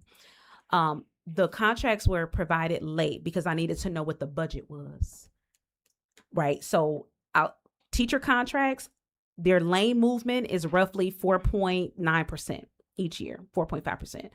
Para educators, they get $1 raise every year.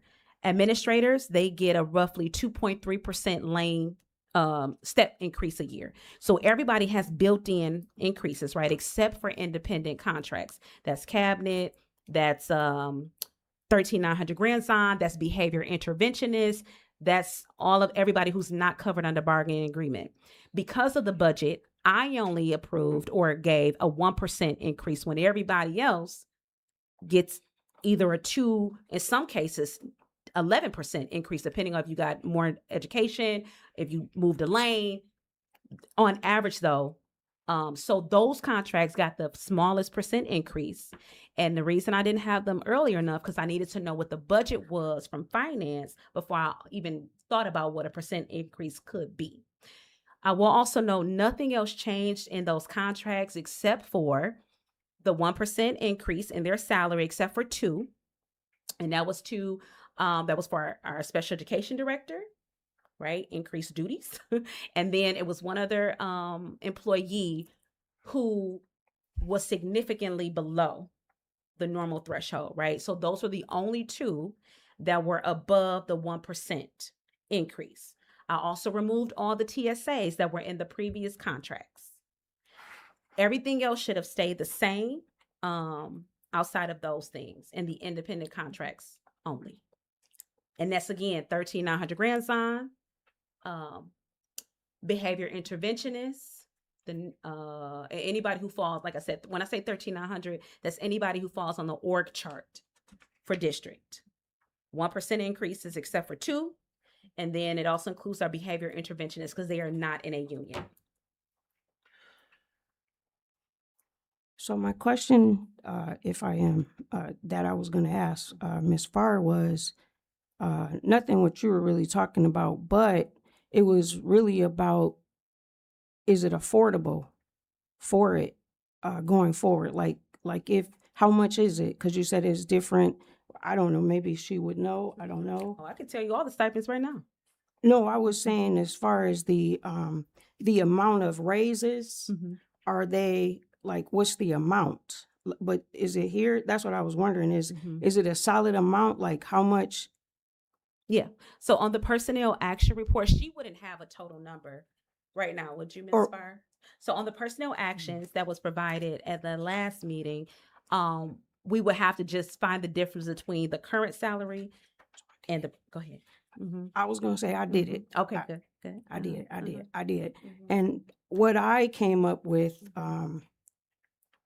was there were a lot of the 2% and the 2.3s, but I guess where I'm going is that if we're saying this stabilization says freeze this, and this, does it have anything to do with this contract or these contracts coming up? Because it says this school year for these. Yes.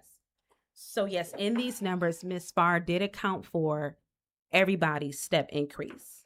So again, teachers union on average, 4-point-something% step increase, automatic.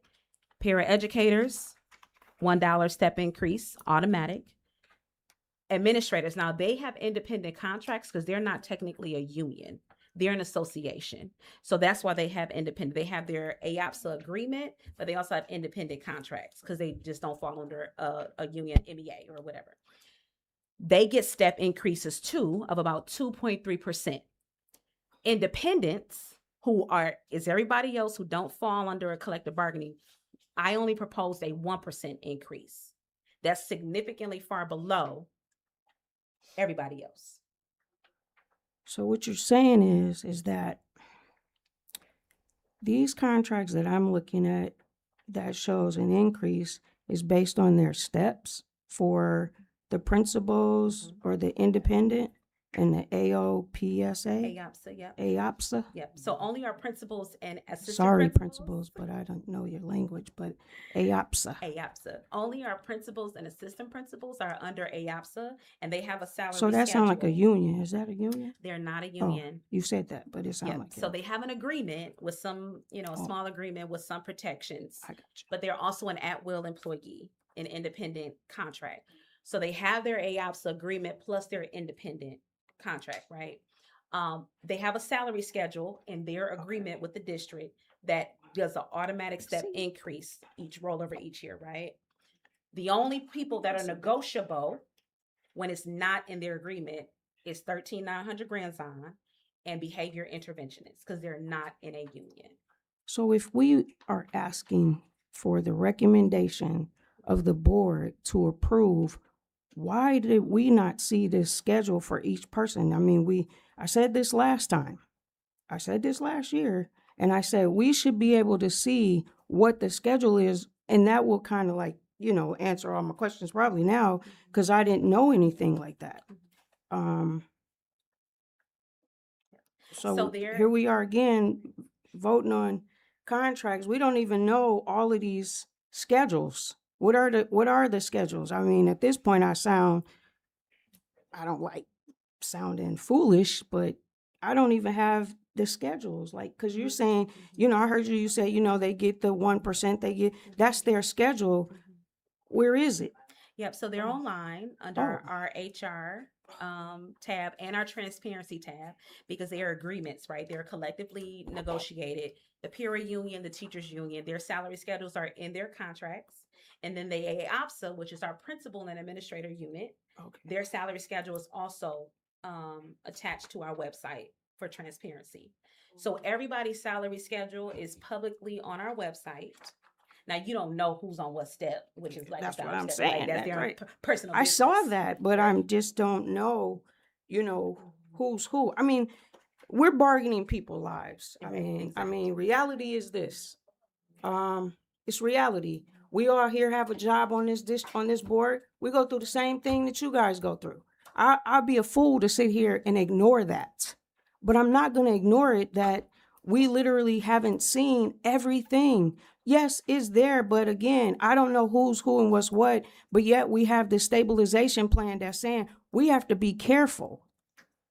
We have to be careful. And again, that chokehold I talked about, it's like right now I'm in the chokehold. I don't know what to do because of the lack of information that we receive as a board. It goes back to our governing class and our group norms that we established. And under one of those, we spoke about that. But I don't know. I've only been in this seat 7 months. agree. Okay, amen. So I didn't know that with the contracts, if you all needed those salary schedules, had I known, I would have provided that. It's some information I don't know that you need, because again, I've only sat in this seat for 7 months, right? And I didn't attend every board meeting. But if there's ever any information you need to make an informed decision as a steward of our district, any one of you, you can always email me, call me, come see me down the hall. I'll provide whatever information you need to make your informed decisions. But I can't ask for information that I don't know about, but okay. But I did request the lawyers to come and review these contracts. I thought that's what was going to happen. I see the lawyer bills, and I know, I would wish that we as the board, because according to our bylaws, we have to request it through the president. I did so. And it would be, I guess,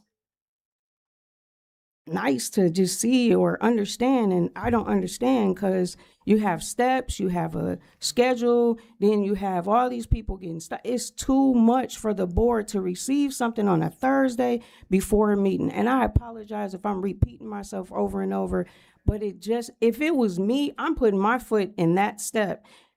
That if I were to make a decision on someone's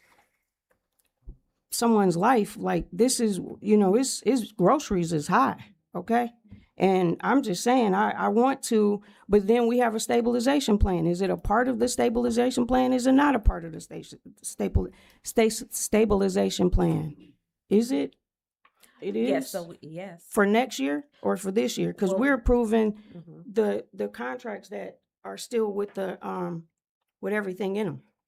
Right. So a part of the plan, because the district has to keep functioning, right? We need a budget in order to pay anybody after June 30th. Anybody. Okay.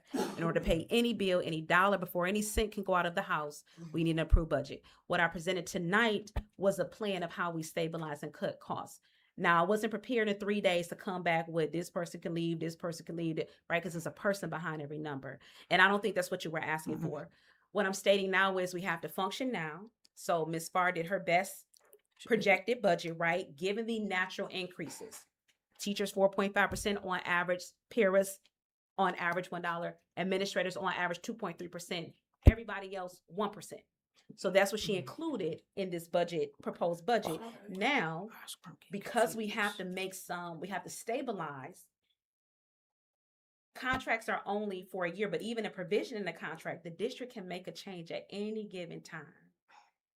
you can, based on board policy, whatever is necessary for the district, especially if it's fiduciary, you can make a change at any time, right? So even if, and hypothetically speaking, I don't want this to be the case, and they say life and death is in the power of the tongue. But even if we approve contracts tonight, that does not preclude the district or the board from coming next week and talking about, well, we can't have this, we can't have that, we can't have this. It doesn't. I agree, there's The only no people limit. that are protected is through the Michigan Teacher Tenure Act, which is our teaching staff. They have additional provisions. Everybody else, it doesn't preclude the board from coming and saying, well, Shayna, you said we needed to do X, Y, and Z. What does, and then I'll come back and say, okay, well, we realigned these positions, we reallocated this, or we did X, Y, and Z. Approving a contract tonight does not preclude or exempt you or stop you all from being able to make any other staffing changes moving forward. So the 1% is what's on top of what they have or what their Was schedule is. their current salary and 1%. So, for example, somebody made 91.80 or something. I don't know. So then they get 92 something. I don't know. Something. It's on the personal actions, but it's 1% of their current salary. That's the only increase, and that's significantly lower than everybody else. So there was one at 50,000, and I think they went to 64,000. Yeah. That was like a 24%. That was one of the two I talked about. Right. Right, because that person's salary was significantly below the other positions in that same. So same we position. matched, like, Yes. Mm. Yes. even though we doing this stabilization. Okay. Well, it doesn't preclude any adjustments. All right, I'm done. Anyone else have any questions? I have a question. You can go.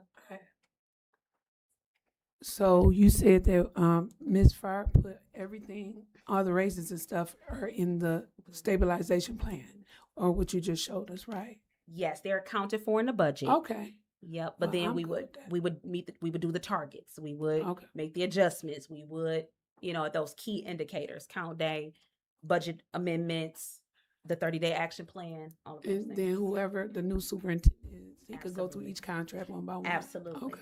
All right. Yep. A new superintendent can always come in and restructure. Uh-huh. They can, as long as you do right by people, 10-day notice, right? For independent contracts, we only get a 10-day notice. Right. Okay.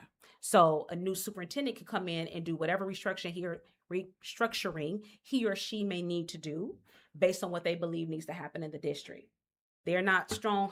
They're not strong-armed or pigeonholed into any one thing. Okay. Neither are you. All right. Thank you.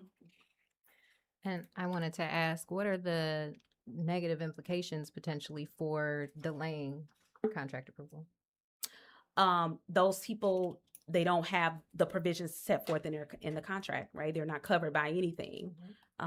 Which, as an employee, I don't know who will work. None of us will work without a contract, whether it's a collective bargaining contract or an independent contract. So Are the contracts ever, what's that word I'm looking for? Extended? it depends on the job function. Not a freeze, but it's like an extension because Oh. the decision hasn't been made and the contracts are now extended Yep. till whenever. Yep. So what would happen is the salary would just remain as it's stated, right, currently. But again, if the contracts are not approved, then those other provisions in the contracts, those other things that employee protections, things like that they're not real.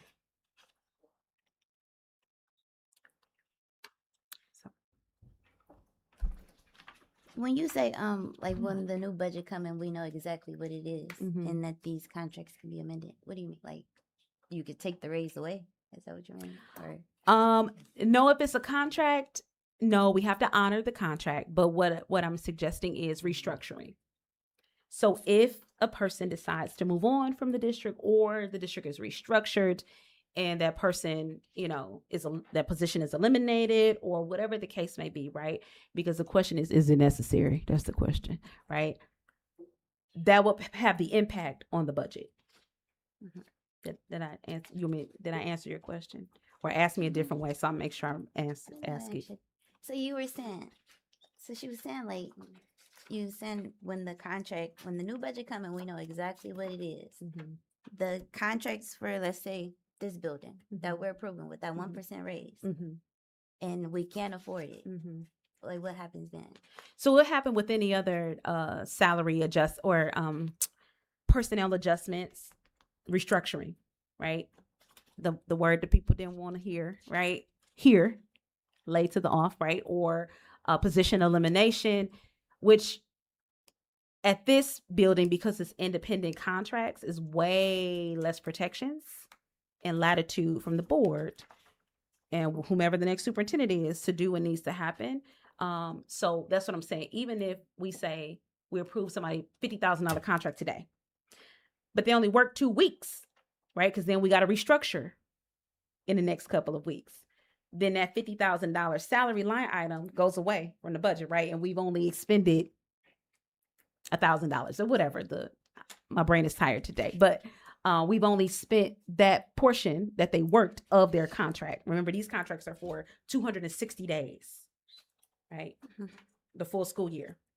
So let's say we approve a $50,000 contract tonight, but that position only is on the books for the next 30 days.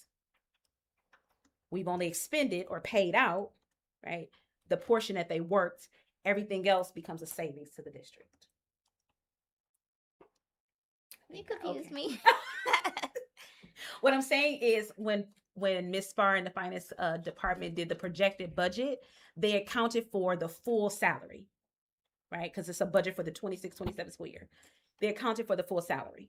But if that position is not the full year, if it's reduced or eliminated or whatever, then the full salary is not taken out of the budget, right? Only the $20 that they earned, or I'm using, right, low numbers, but their contract will be for the full year. The budget is for the full year. But if the position does not work the full year for whatever reason. So you saying like if this new superintendent come in and restructure, is that what you're saying? Yep. They have that option. And money will. Yep. And the money will. So if that position is eliminated, so does the money stays in the bank. It is not a negative side on the budget. Okay. Go ahead. You guys. This is my last one. I looked in here. I don't know. Can you just point it out to me just for future reference, Ms. Far, or? You in the Can- projected one? Yeah, because I just want to, I see Mercer. I know about Mercer. Okay. Do know about them. Vespers, yes. And fast food, but I don't see in here where it talks about like, it just, I don't know what line item. There's a lot here. Local revenue, is it? But it's not like when you give the monthly budget, so I don't know where to look for it. Yep. So which ones are you looking for in particular? The total amount of the contracts that we're gonna approve tonight, that dollar amount is not in here? Or is it? It is, but it's in different buckets. So if you go to page, So I know the insurance part, or no? yep. I so thought that's it was benefits. salaries. Yep, salary benefits. And because each person is their salary plus benefits, and benefits are about 60%.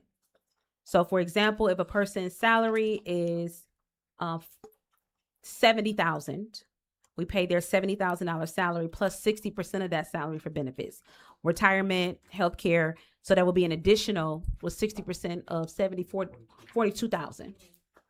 So all in all, for that one human, we pay the $70,000 salary plus the 42,000 of benefits, which means on our books, it is 100 and what's that? 14, 12, whatever they said, 1,000. Thank you. All right. So to your question, depending on the function code of where that salary is coming from, you won't see it all together in one bucket. So for example, the special education director, they will come out of function wherever special ed is, 122. Our teacher consultant, function code. Well, that's not, yes, it is. Nope, she's under OPEI. Our K-12 ELA coordinator, her salary would come out of 221. Oh, so what you're saying is that based on, The job so we're function. talking about revenue and expenditures, Mhm, right? mhm. So if the revenue, no, not revenue, excuse me, well, that would be because it's money coming in, going out, Expenditure. right? So what's going out, that's what these are, but they say like amended, total salary. Mhm. So these are the salaries of Those just that group. that group. Yep. And it's Oh, different wow. functions that come out of, I know. Oh, that's Blame not it on the good. Michigan accounting That's not good procedures. because I'm looking at one number and can't find the other. Okay, call me that word, but okay. So salaries come from whatever the function code is of that position. Yeah, I just want to see it like visually. Like Mm-hmm. I'm gonna tell you, if you go to the check run, you see consultants, you see what they were paid out, you see this, it's lined item, Yeah. you know, and it's more understandable. Mm-hmm. So we are not lawyers. So you saying what you're saying, I understand it, but then I don't see it like. So salaries wouldn't come out of be on a check run because it's payroll. No. I was giving an example Okay. that like that line item. Okay, the monthly finance statements, for Mhm, instance. I'm not going to even say the Yep, check run. yep. The finance statement, when it comes out, it's lined item Mhm. and it's easier to look at. So, but if I'm saying to them salaries have to be over $3 million, just roughly.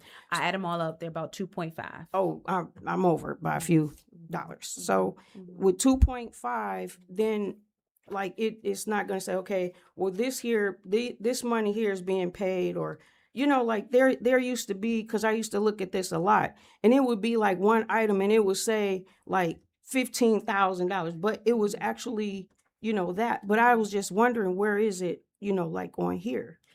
So, Or is that- on the monthly financial statements, I gotta take a look at them. There should be a payroll line item, but I will tell you, Yes. our smart system, which houses our entire district finance, you will receive, because again, each line item is a different function, a different. When Fire Prince's entire budget is over 100 pages. How many pages is the budget? We have 2,500 general ledger account numbers. What you're seeing there is organized by function code. So we have a 19-digit general ledger account number that's laid out by the Michigan 1022 Can you accounting come? manual. Can you come up Sorry. here for me? Thank you. So the Michigan 1022 accounting manual has a 19-digit account code. 17, 19. And we have to use that in our accounting software to organize each and every expense. What you're seeing there right now is organized by function code on page 5 of the budget book. Yep. So, for example, the finance department is under function code 252. So everybody who is in the finance department, all of their salaries, so myself, payroll, accounts receivable, accounts payable, board secretary, all of that is under 252 for finance. For another example, human resources is 283. Transportation is 271. Every salary for that department is under the function code. So when we did organize, all of the independents are scattered throughout all different function codes. So teaching and learning is a different function code than finance. Finance is a different function code than human resources, but all of those people are all independents. So you're not going to see one particular line item just for independence. It's a total. It's a running total. in It's other a running words. It's a total. running total. I For sure. remember that in accounting class. Thank you. Mhm. That's what I was asking. That right there. Thank you very much. So it's, because the function codes is how it's being paid out of what? Yes. Understood. Thank you. I get an A today in class. All right, let's do that roll call. Perryman Tanks, Yes. Rogers, Yes. Scott, Yes. Colburn, No. Webster. Yes. Okay. All right, Passed. going on to item 6CB, independent contracts. Do anyone want to read that one? I can read it. Be it resolved that the Oak Park Board of Education approves the contract agreements for independent employees for the 2026-2027 school year. Second. Motion made by myself, trustee Scott, seconded by trustee Rogers. Any discussions? Without hearing any, Ms. Greer? Rogers, Yes. Colburn, I'm sorry, I didn't hear the motion. I was trying to find it. motion for the independent contracts. Oh, yeah. So thank you. Yes. Perryman Tanks, Yes. Webster, Yes. Scott. Yes. Next one, you said APSA? That's how you Yeah. pronounce it? APSA. All right, so resolved that the Oak Park Board of Education approves the Association of Oak Park School Administration, APSA, contracts for the 2026-2027 school year as presented by the administration. Second. Motion made by myself, trustee Scott, seconded by trustee Heather Perriman Takes. Any discussions? Without hearing any, Ms. Greer? I got a question. I'm Scott. sorry, one moment. Yes. So the personnel action of those totals is the same thing that we're voting for each individual contract, or the contracts are different than the personnel action? Or are they entwined into each other? They're entwined, Thank you. but, yeah. Nope, Oh, that's it. yeah, that's what I was wondering. Go ahead. Scott, Yes. Colburn, Yes. Webster, Yes. Rogers, Yes. Perryman Tanks. Yes. Okay, next one is personnel actions. Resolved that the recommended personnel action be approved by the Oak Park Board of Education as presented by the administration. Motion made by myself, trustee Scott. Do I have a second? Second. Motion seconded by trustee Rogers. Any discussions? Without hearing any, Ms. Greer? Colburn, Yes. Perryman Tanks, Yes. Rogers, Yes. Scott, Yes. and Webster. Yes. All right, we're gonna go down to item 6D, proposed district grading policy.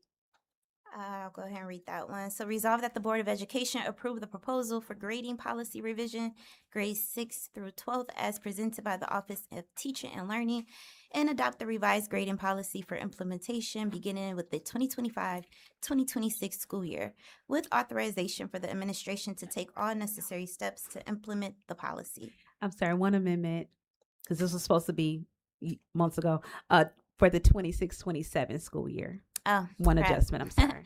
All right, with the 26-27 school year. So that motion was made by myself, Second. seconded by Ms. Trustee Perriman Takes. Any discussions? Without hearing any, Ms. Greer? Webster, Yes. Scott, Yes. Rogers, Yes. Perryman Tanks, Yes. and Colburn. Yes. All right, we're gonna go down to item 7, communications. Do we have any communications? Go ahead. Administration. Oh, first. yes, thank you. Just a reminder to everyone to go to the polls on August the 4th. Oakland Enhancement Millage will be on there. Please make your voice heard, in whatever you see fit. But it would be a benefit to the district. That is all. Any communication from board? I just wanted to say, since we were seeing who would, go where to help with the enrollment, I would say the board should appoint an ambassador, because I know that we get together and maybe we can have an ambassador of our board to get the word out, or whatever. Like, for instance, it was for like prom and backpacks and things like that. So that would be my recommendation to the board to appoint an ambassador. Oh, anyone like to volunteer? Of course not. I will volunteer myself to go to events. Okay, that's a good thing. So As well. I will too. Yeah, Yes. I do all that. I'm gonna pass out. I'm just stuff. taking on way too much stuff right now. Okey-dokey. But After whatever- August, I'm all free, but Whatever it takes, I'm willing to help with enrollment period, because we need the enrollment. Yeah, that's what I was saying. Whatever like it an takes. ambassador, I'm you volunteering know, my say, front lawn like for a one sign. person to Social talk to that media. person like, hey, we're doing this, you know, and then they would just go and, you know, just how you might have something and you might say, you know, board members, but then you got the ambassador, you can just say, hey, we're doing this over here, then you can, you know, I'll just- nominate myself. Can I get a co-ambassador? I'll be your co-ambassador. Okay, all right. Okay, So let them great. know what I can do. Please reach out to me if you all would like to help. Yeah. That's it. Just let me All know. right. That way we don't miss nothing. Nice, nice. Anyone else? No. All right, so next is item 8, adjournment. The next regular meeting of the Board of Education is scheduled for July 13th, 2026. The time is now 8:36 and this meeting is over.